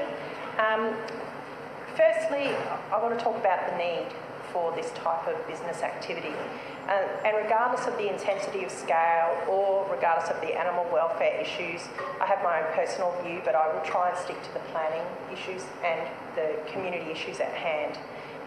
It's clear that this business model is intended to breed puppies for the purpose of providing domestic pets. And it's unfortunate in the information request that the business were not willing to advise of the number of pups they had bred over the last few years, which has left me to make assumptions on the information provided, which I'll have to do on the worst case scenario. 60 breeding dogs, assuming they are all female, with 10 pups per year equals 600 puppies per year, and averages 50 puppies per month on top of the 108 adult dogs that are permitted on the property. I may have overestimated the number of female breeding dogs and maybe underestimated the number of pups. Recently, the site listed a litter of 8 golden retriever pups last month. The applicant also promotes that they're a breeder of small dogs. Golden retriever pups or golden retrievers are actually quite large dogs. I'm not sure if they intend to continue breeding that line. The reviews online are very positive from people who have bought puppies from this breeder, but it also indicates that puppy sales are not isolated to the Sunshine Coast, with puppies travelling interstate to buyers. The difference between this business and rescue sites are that the rescue sites all seem to have strict rules for new owners, such as proof of home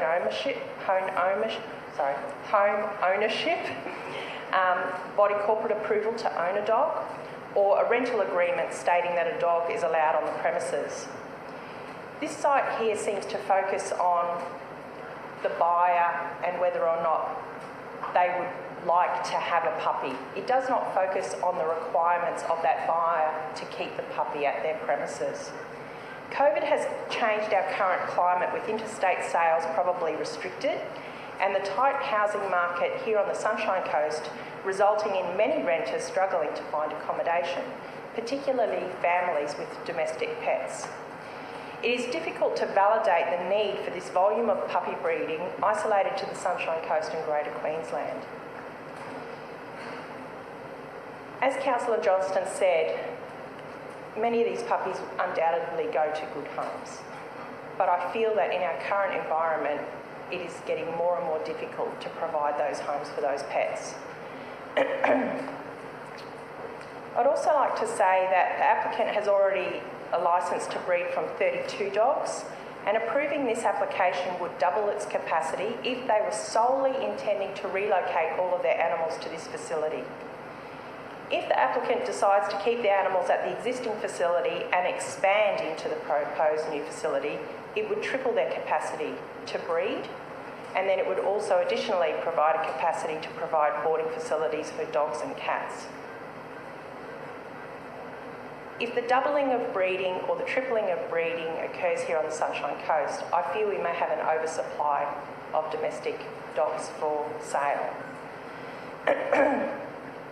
I agree with your resolution, Part C, in terms of looking at our local laws for breeding of animals here on the Sunshine Coast. However, I think we do need to proceed with caution, and we need to look at what the purpose is of the breeding of the dogs. I've personally met with groups who are seeking council's assistance in helping to find a location for similar requirements, where they seek to breed specialised dogs for people with disabilities or for PTSD purposes. And the reason that they're asking for help is because the need is not driven by rapid turnover and getting quick cash. Instead, its motive to provide a service to those in the community who benefit from assistance dogs. Breeders across the country will be taking note of this decision here today, and I do not wish to be a party to setting the expectation that the Sunshine Coast region is a place where intensive dog breeding for the sole purpose of profit is a desired or supported industry. I would also encourage the community who have sent thousands of emails to each of the councillors to participate in the new planning scheme amendment to ensure future planning on the Sunshine Coast avoids these particular applications where animal welfare could be at risk and cannot be considered under the current planning scheme. Councillor Suarez, would you like a short extension? Somebody to move. Councillor Hunkford. Councillor seconded by Councillor Johnston. All those in favour? Unanimous. Please carry on. I also support the statements raised by a number of the other councillors to lobby the state government regarding these types of activities and the regulations that go with them. If I solely focus on the planning information that was presented and the questions that I asked earlier, my concern is that a lot of the conditions will be self-regulated. And as has been raised previously by other councillors as well, this falls on the applicant to do the right thing. And if they're not doing the right thing, it falls on the neighbours to then hold them to account. And the process is time-consuming and lengthy. And I do not have faith that the state agencies and the RSPCA can act quickly on these complaints. So it is for those reasons that I will be supporting your alternative recommendation and not be supporting the officer's recommendation. Thank you, Councillor Suarez. Any further speakers? Councillor Cox. Thank you, Mr. Chair. Councillors, interesting topic, obviously, and I just want to thank you all for your participation in today's debate. I especially want to single out Councillor Hungerford because I think his explanation of our role as is defined, I think you've succinctly laid it out. And also to Councillor Law because, you know, we are just people. This is a highly emotive issue and, you know, you demonstrating how some of the community has treated us in the last little while. I think, you know, congratulations on you for bringing that to light. But I'm standing here today because I can't support this and I just thought, as I always do, if I'm voting against something, I'll always try and give my explanation as to why, and I'll clearly look like I'll be the only one here today. But look, I agree, this is a highly emotive issue. I consider it to be great. But the framework for council to decide here today, in my opinion, is very black and white.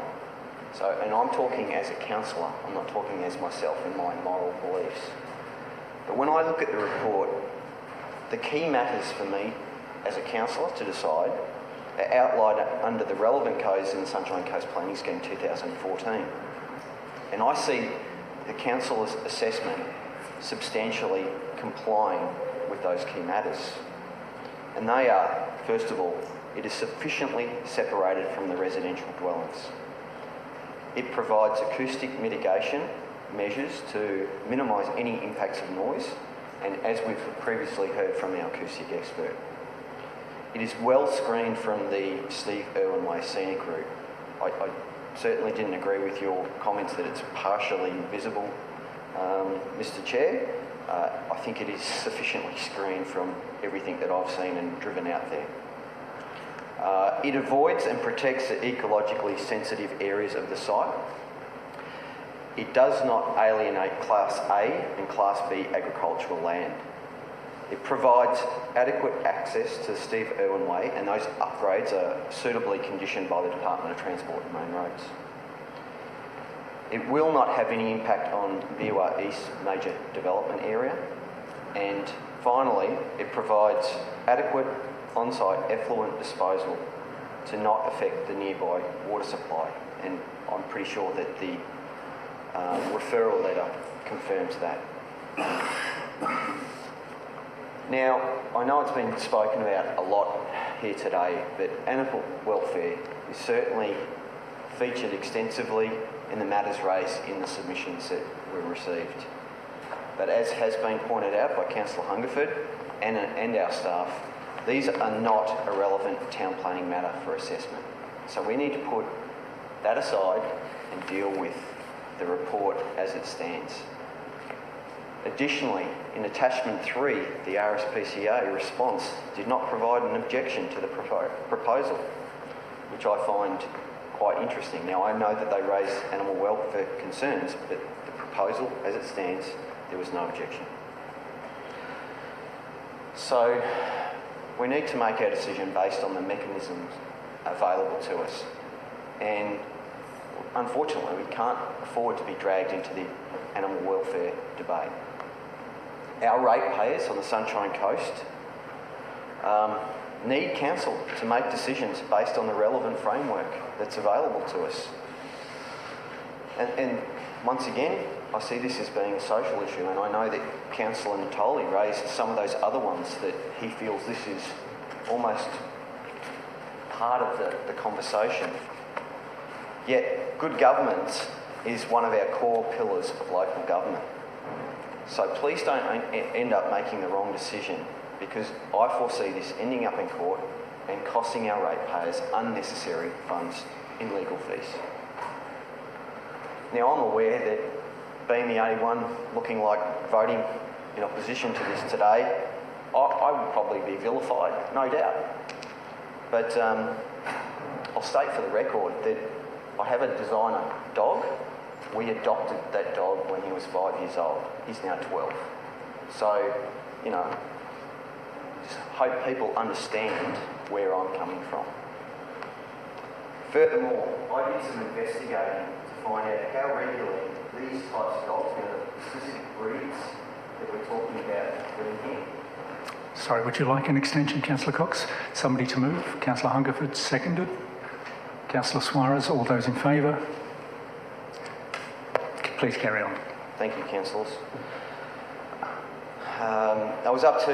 I did some investigating to find out how regularly these types of dogs, the breeds that we were referring to under this particular Diamond Valley kennel, what they breed, how often they get surrendered to our pound. And it's not very often that these specific breeds get surrendered to our pound. But I did find that they were all successfully rehomed. So most breeders, from what I understand, generally request that the dogs go back to them so they can be rehomed if they are going to be in a surrendered position. And I know that Councillor Suarez, you were speaking about dogs being rehomed and the situation there.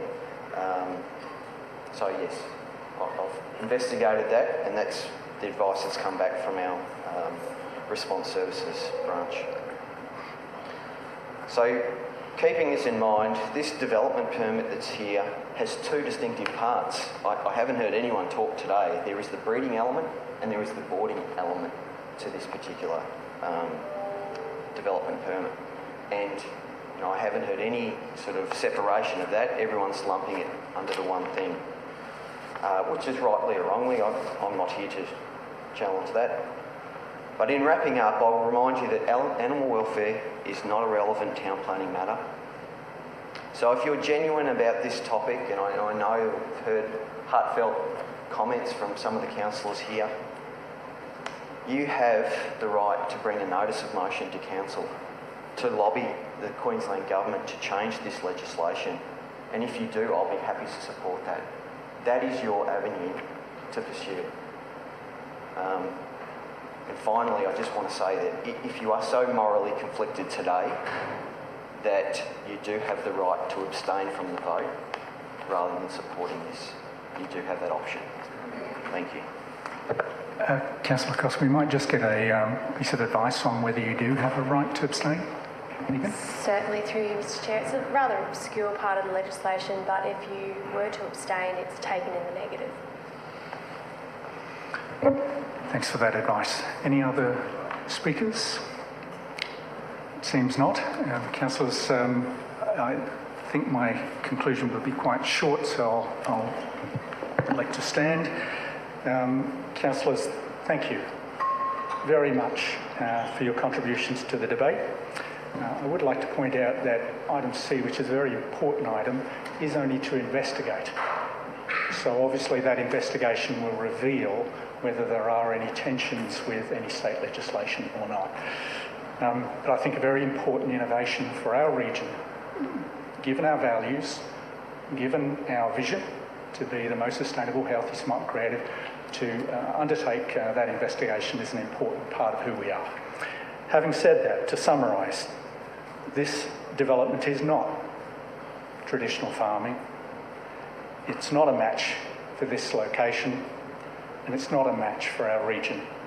How does intensive dog breeding next to environmental reserves and conservation zones fit in with our aspiration to be a biosphere? How does it fit in to the position of our animal management plan, which is to adopt, not chop? And how does it not impose an unreasonable burden of monitoring and compliance on our staff and therefore the ratepayer? We were asked to put aside animal welfare and the ethics of this proposal. I have sincerely tried to do so and identified clear planning grounds. But in the end, it's simply an awful thing to do to animals bred to be compliant companions that trust us to do the right thing by them. And this is not the right thing to do by them. I urge you to support this motion to refuse this application. I'll now put the motion to the vote. Those in support? Councillor Landsborough, Councillor Natoli, Councillor Johnston, Councillor Dixon, Councillor Hungerford, Councillor Suarez, Councillor Law, Councillor Babarowski. Those against? Councillor Cox. The motion is passed. Thank you very much, councillors.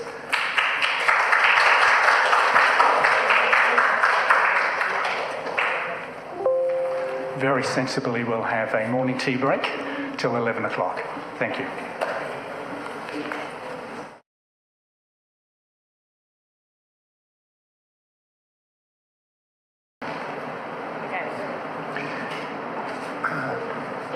Councillors, we'll resume the meeting. I was advised a little while ago that Norm Provan has passed away. Norm, as you might be aware, was a famous rugby league player for the St George Dragons, and in fact he and Arthur Summons are the two bodies embedded in the trophy, which had a rough week last week also, as I understand it. But Norm was a giant of the game, been a resident of the Sunshine Coast for decades, developed the Oaks Resort, developed the Dewporth Riverside Apartments, and many other investments around the coast, and had always been a great icon for our region. So 88 years of age, hasn't been well for some time. So we just extend our condolences to Norm's family and recognise the contribution he's made to our region over a long period of time. Councillor Johnston. Mr Mayor, I concur with those sentiments. He's a great man. But I also would like us to record the passing of ex-councillor Sharon Bonning, who was a councillor and for Landsborough Shire and alderman for Caloundra City Council for some about 15 years. Sharon was a great stalwart of Caloundra and a great and very good councillor. I served 3 terms with her when I was a Division 2 councillor, and she also was a person who put a lot of her, in her latter years, put a lot of her time into Meals on Wheels and served that organisation in a very large capacity during all those years. So on behalf of the council, I'd like to extend to Sharon's family condolences of this council. Thank you, sir. R.I.P. Sharon. Okay, back to business. 8.2 is the systematic inspection program for regulated dogs. Thank you, Tanya. To present on the systematic inspection program for regulated dogs. This is the main mechanism that we use, or council uses, to ensure community safety in relation to regulated dogs on the coast. It previously ran over a very short period of time, and last year extended over 12 months, which allowed council officers the opportunity to really work with dog owners to make sure that they understood their obligations in relation to managing and caring for their regulated dogs, to make sure that we didn't have any further incidents within the community. It is covered through cost recovery through the registration fees for regulated dogs, and the mandatory conditions for keeping the dogs are actually set out in the Animal Management Cats and Dogs Act, making it very clear that a sign needs to be placed outside the property, the dogs are wearing an identifying tag and collar, and there's strict rules in relation to the containment of the dog to make sure that they're properly kept, and that councils are notified should the dog move from one region to another. We currently have 102 regulated dogs on the coast, and we'll be working throughout the 12 months to make sure that all owners meet the mandatory conditions for their regulated dogs. Dangerous dogs need to be muzzled in public as well. The program will run from the 1st of November 2021 to the 31st of October 2022, and will include all these properties.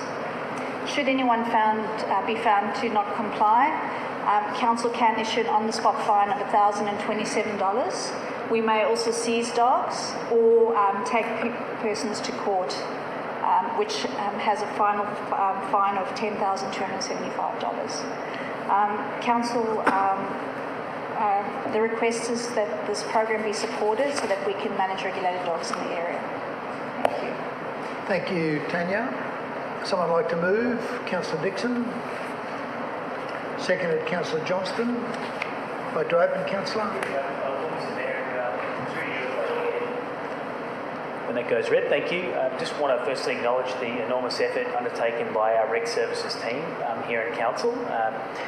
I think it's fair to say that, or you can see it today actually, we're a dog-loving council, we're a pet-loving council, and we're doing our best to support our furry friends. But unfortunately, there are some instances where not all dogs are perfect, and we don't make any apologies for taking a hardline approach on that. It's notable that we've got over 100 dogs that have to be regulated and inspected, and I guess the beauty that we've got right now with the team is we've got a 12-month period to do that, so we can actually spread that out and pay a significant amount of attention to detail to do the right job. And as was said earlier in the introduction, turning up, looking at collars, signage, making sure that the perimeter fencing is intact and those dogs aren't able to get out, just shows the effort that this council goes to not put those pets in pounds, refuges, or euthanizing them, actually keeping them at home with their family, even though they're under difficult circumstances. I fully support this, and I can't actually think of one resident that's approached me to say that council takes a too hard of a stance in this regard. So again, I think you'll get full support of council here today, and I look forward to a successful program over the 12 months. Thank you, Councillor Dixon. I've got a couple of questions I'd like to ask Tanya. One is on page 137. We note there are 12 instances of non-compliance for the last 2 years. Were any of these the same people, the same dogs? Through you, Mr. Mayor, my understanding is it's not the same dogs. Often it's just a small latch that needs to be fixed, or a sign that's broken, so generally not the same dog owners. In 5 instances of the most recent inspection program where the regulated dog was unable to be located, are there any of these cases where the location of the owner could not be traced as well, and perhaps they moved out of our area, and how do we keep track of that? Through you, Mr. Mayor, that's exactly what's happened. Is we're unable to locate the animal, and further investigations have resulted in telephone numbers that no longer work and no forwarding addresses being available. We have a state register. The state has a regulated dog register, which is then updated to show that the dog is missing. And should it, because the microchipping number is available on that state register to all councils in Queensland, if that dog appears, we're actually able to notify that council that it is a regulated dog. Okay, thank you. And the final one is, as a result of what took place last year with Sarge, what actions are being taken to ensure we manage such circumstances in the future in the most cost-effective way? Through you, Mr. Mayor, it really is the responsibility of dog owners to make sure that they're doing the right thing. Spreading this program out over 12 months has given us the opportunity to work with dog owners so that they fully understand the consequences if they do not keep the regulated dog as they should, and allows us to spend the time and build a relationship with dog owners to make sure that they understand and comply and have all the mechanisms in place to ensure that we don't have another situation like that again. Okay, thank you. No further speakers. Councillor Dixon, would you like to close? Put the motion to the vote. All those in favour? That's carried unanimously. Thank you. Thanks, Tanya. Thank you. Item 8.3 is the disposal of property at Mooloolaba. I invite Alex Dunn and Kim Martins for a presentation. Councillor Natoli. All right, we'll give Alex the chance to present, and then we'll take that motion. Thanks, Mr. Alex. Mayor. So council owns a freehold property of 707 square metres at 52 Amarina Avenue, Mooloolaba. The property is owned community facilities. Approximately 63 square metres of the land in the front western corner of the property houses significant Yandina water infrastructure. There is no easement in place in favour of Yandina water relating to this infrastructure, so council has the responsibility to maintain the entire parcel of land. In the interest of ensuring that Yandina water's infrastructure is located wholly within their ownership, council officers recommend that this 63 square metre portion of land be transferred over to Yandina water. A draft survey plan has been prepared which shows this portion of land housing the infrastructure being exercised off. Considering the subject land is burdened by Yandina water's infrastructure and is of no use to council, Yandina water has requested that this be transferred in freehold for $1. Therefore, this report seeks an exemption to dispose of the subject property to Yandina water. Section 236 of the local government regulation provides that a disposal other than by tender auction may occur if an exemption applies. Section 236 provides for an exemption if the disposal is to a government agency, in this instance the Northern SEQ Distributor Retailer Authority, which is known as Yandina water. Section 236 subsection 3 stipulates that a disposal of land or an interest in land must be for a consideration equal to or more than market value. However, subsection 3 does not apply if the land or interest in land is disposed of to a government entity, Yandina water in this case. Any questions? Okay, we've got a move by Councillor Natoli. Have a second to Councillor Johnston. Thank you. Would you like to open, Councillor Natoli? Thank you, Mr. Mayor. Totally support the fact that we seek an exemption and go through this transfer of land to Yandina water. Obviously, it could have happened at the time. It would have been better if it had happened at the time, but from time to time we do have to catch up and find there are gaps that have let things fall through. Considering the history of what happened when Yandina water was created and how the ownership at that particular stage between Moreton and Sunshine Coast, I thought we got a pretty bad deal with the transfer and the sale of our assets. So I would have liked to have sold this for a little bit more than $1 and charge a market value, just because of that very fact that I thought that we got the worst end of the deal at the time. But I'm still happy to support the recommendation. Thank you. Councillor Johnston. Thank you, Mr. Mayor.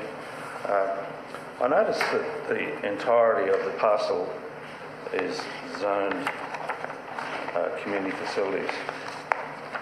Can I just ask a question? Is it our intent to leave the remaining 600 odd square metres as community facilities, or are we going to explore the possibility of rezoning it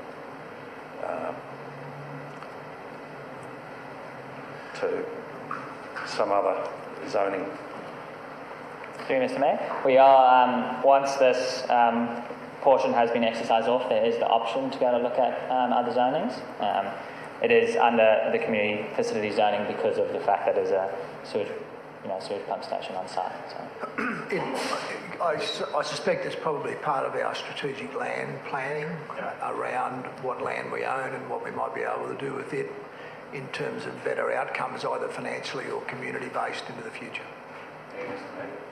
Mr. Mayor, we actually had a report come, Deborah Roberts brought to council about this very block of land, and part of that process, that it was never meant to be part of community land. It was meant to be just in freehold. Yep. So again, some of the issues that we're seeing today is really about processes that didn't happen at the time. So we've dealt with that. We now need to excise this land, and I certainly support the fact that that remaining land is freehold. It's not a community entitlement. Thank you. We'll certainly see that come before council somewhere in the future. Councillor Babarowski. Just a quick question. Would it be reasonable to say that the transfer fee still bears a significant advantage to us in that it removes an encumbrance on that block of land? Through you, Mr. Mayor. Yes, that's correct. Union Water does have the right to still access that land even if we didn't sell it to them. So if they didn't agree to market value, they could still use it the same way that they're using it now. So, yeah. No further speakers. Would you like to close? Councillor Natali? Not necessary. Put the motion to the vote. All those in favour? That's carried unanimously. Thank you, councillors. Thank you, Alex. 8.4 is the September 2021 Financial Performance Report. I invite Isaac and Shannon to give us a presentation. Thank you. Thank you, Mr. Mayor. Good morning, all. Today I'm here to present the Financial Performance Report for September 2021. Councils, at the end of September, the operating result of $92.9 million is favourable to budget by $3.8 million, and that is made up of $3.6 million additional revenue and expenses below budget of $216,000. So in terms of our revenue variance, our development service applications, material change of use are consistently above budget by $829,000. The Sunshine Coast Holiday Park fees are below budget by $495,000, with us, the Sunshine Coast Stadium has revenue fees above budget of $1.2 million. Additionally, we received revenue of close to $374,000 with sale of metal materials out at Council's resource recovery centres. And operational expenditure remains on budget up to the end of September. The Capital Works program has progressed 16% with an actual spend of $49.3 million. The core program is also at 16% at 30.7. A couple of highlights for September were the opening of a few community facilities, one being at Palmwoods, which is the AFL and Cricket Clubhouse and Change Room, and also the meeting place in Beerwah. And the $1.6 million skate park upgrade at Dickey Beach was also opened in September. So Council's cash at the end of September was $288.2 million, and then our debt remains at $657 million. And Council, the recommendation today is receive and note the report titled September 2021 Financial Performance Report. I'd like to move it, Ted. Thank you. Seconder, thank you, Councillor Natali. I'd like to open, Councillor Hungerford. Not a lot to say. Isaac's covered them. There's no use me reading the figures out again, but another strong result, and we're well on target for this time of the year in the budget, and the timing of when things are paid for is the only difference we've got there. So otherwise we're smack on track, and things are looking good. Thank you. No further speakers. Councillor Natali. In terms of our caravan park, the revenue being down, was that purely because of the close down, the impacts of COVID? Yeah, through the chair. So that initially that's for July and August months, but the weekends are still strong, as I understand, but it's during the week where it's been reduced. So. Okay, no further speakers. You don't need to close. Councillor, we'll put the motion to the vote. All those in favour? It's carried unanimously. Thank you. Thank you. Thank you, Isaac. We move to item 8.5, the Audit Committee meeting of 6 September. Invite Bill Hadrill to give us a presentation. Thank you.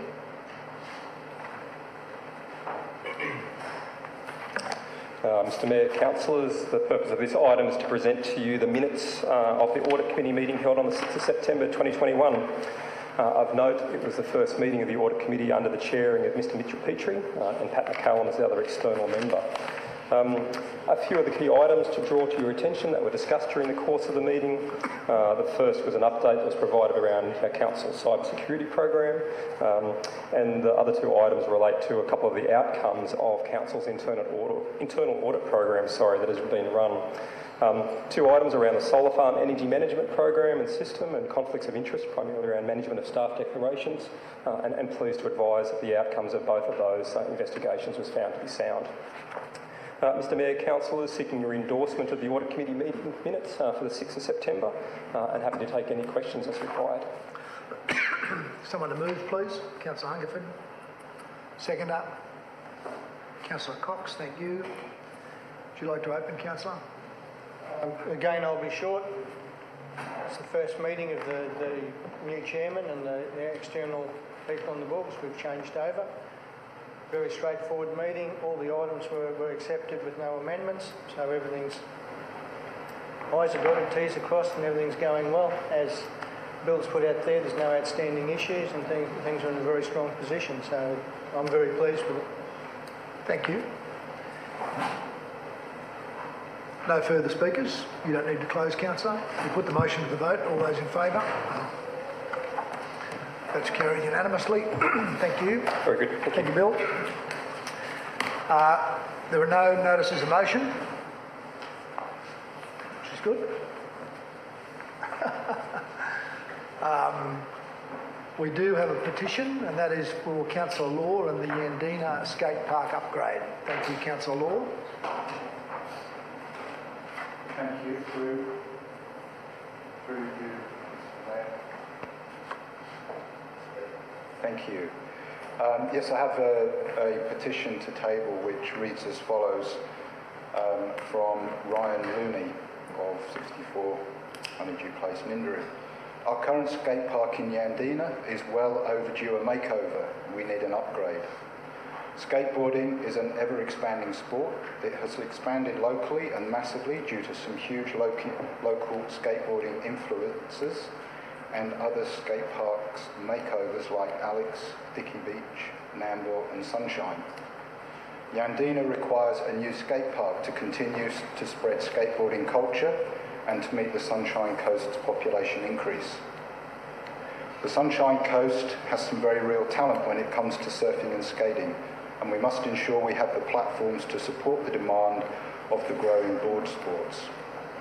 The current Yandina skate park is aged, worn, with cracking concrete and an old school design that is struggling to provide for the local demand.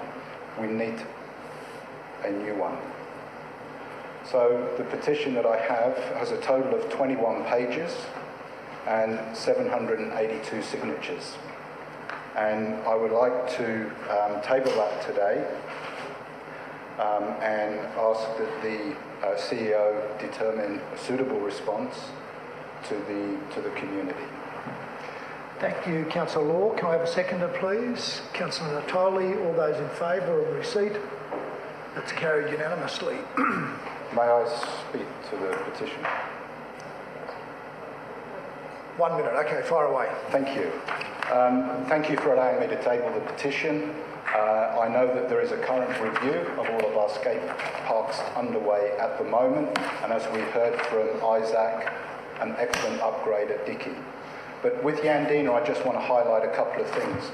The petition was signed by a local skateboard legend who in 2017 was actually awarded the Australian Skater of the Year. He's a local and his name is Jackson Pills. We had an Australian Olympic gold medal skateboarder this year. In 32 we've got another Olympics coming right here on the coast. We may not get skateboarding, but we need to give great attention to our skate parks to encourage this support. And I'll be looking forward to the outcome and support elsewhere when we need it in our budget considerations. Thank you. Thank you, Councillor Law. Councillors, that brings us to the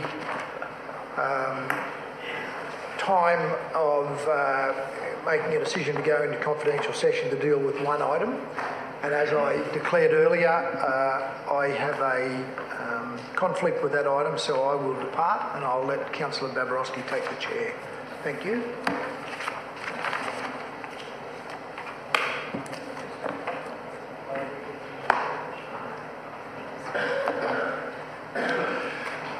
Once again, I'd like to thank the Mayor for his declaration and seek any further declarations. Councillor Hungerford.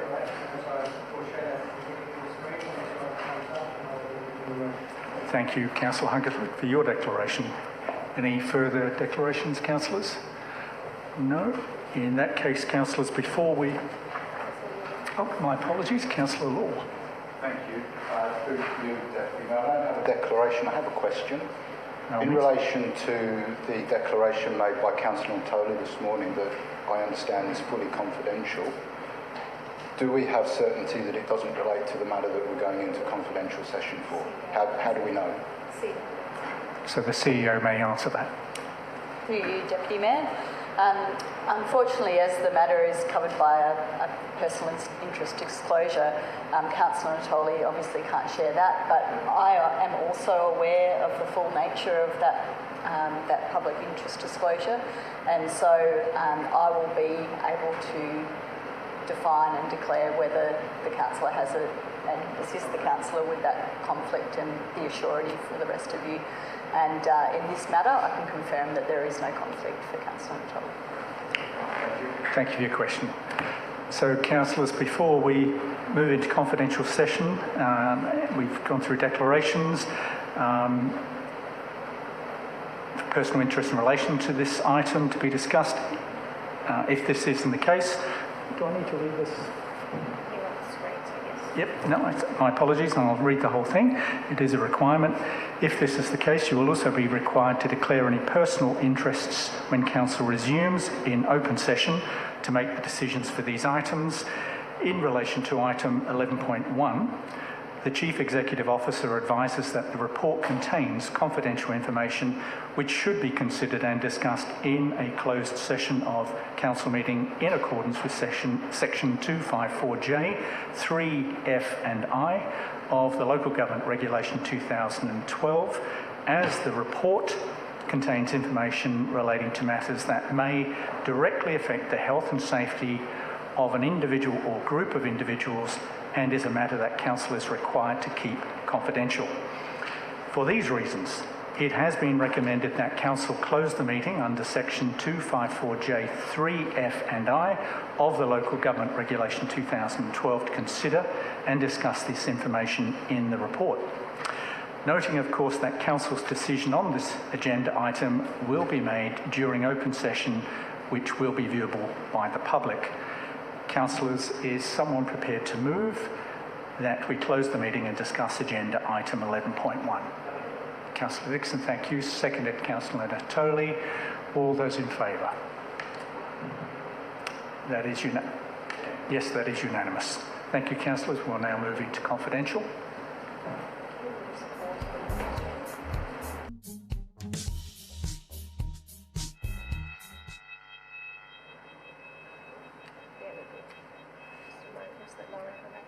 Sure.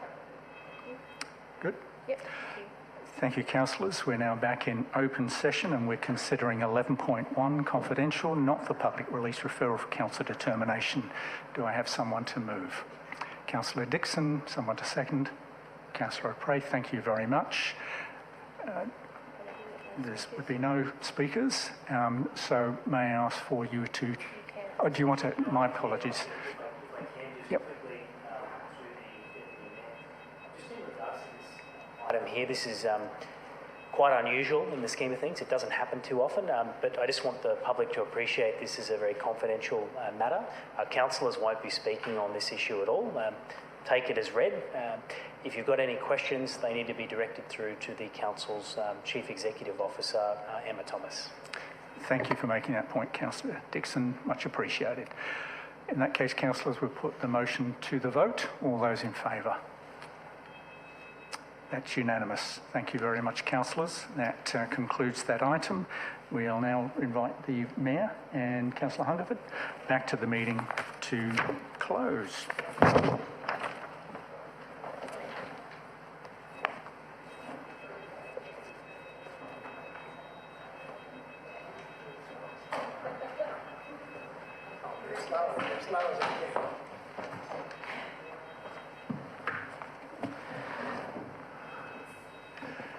Thank you.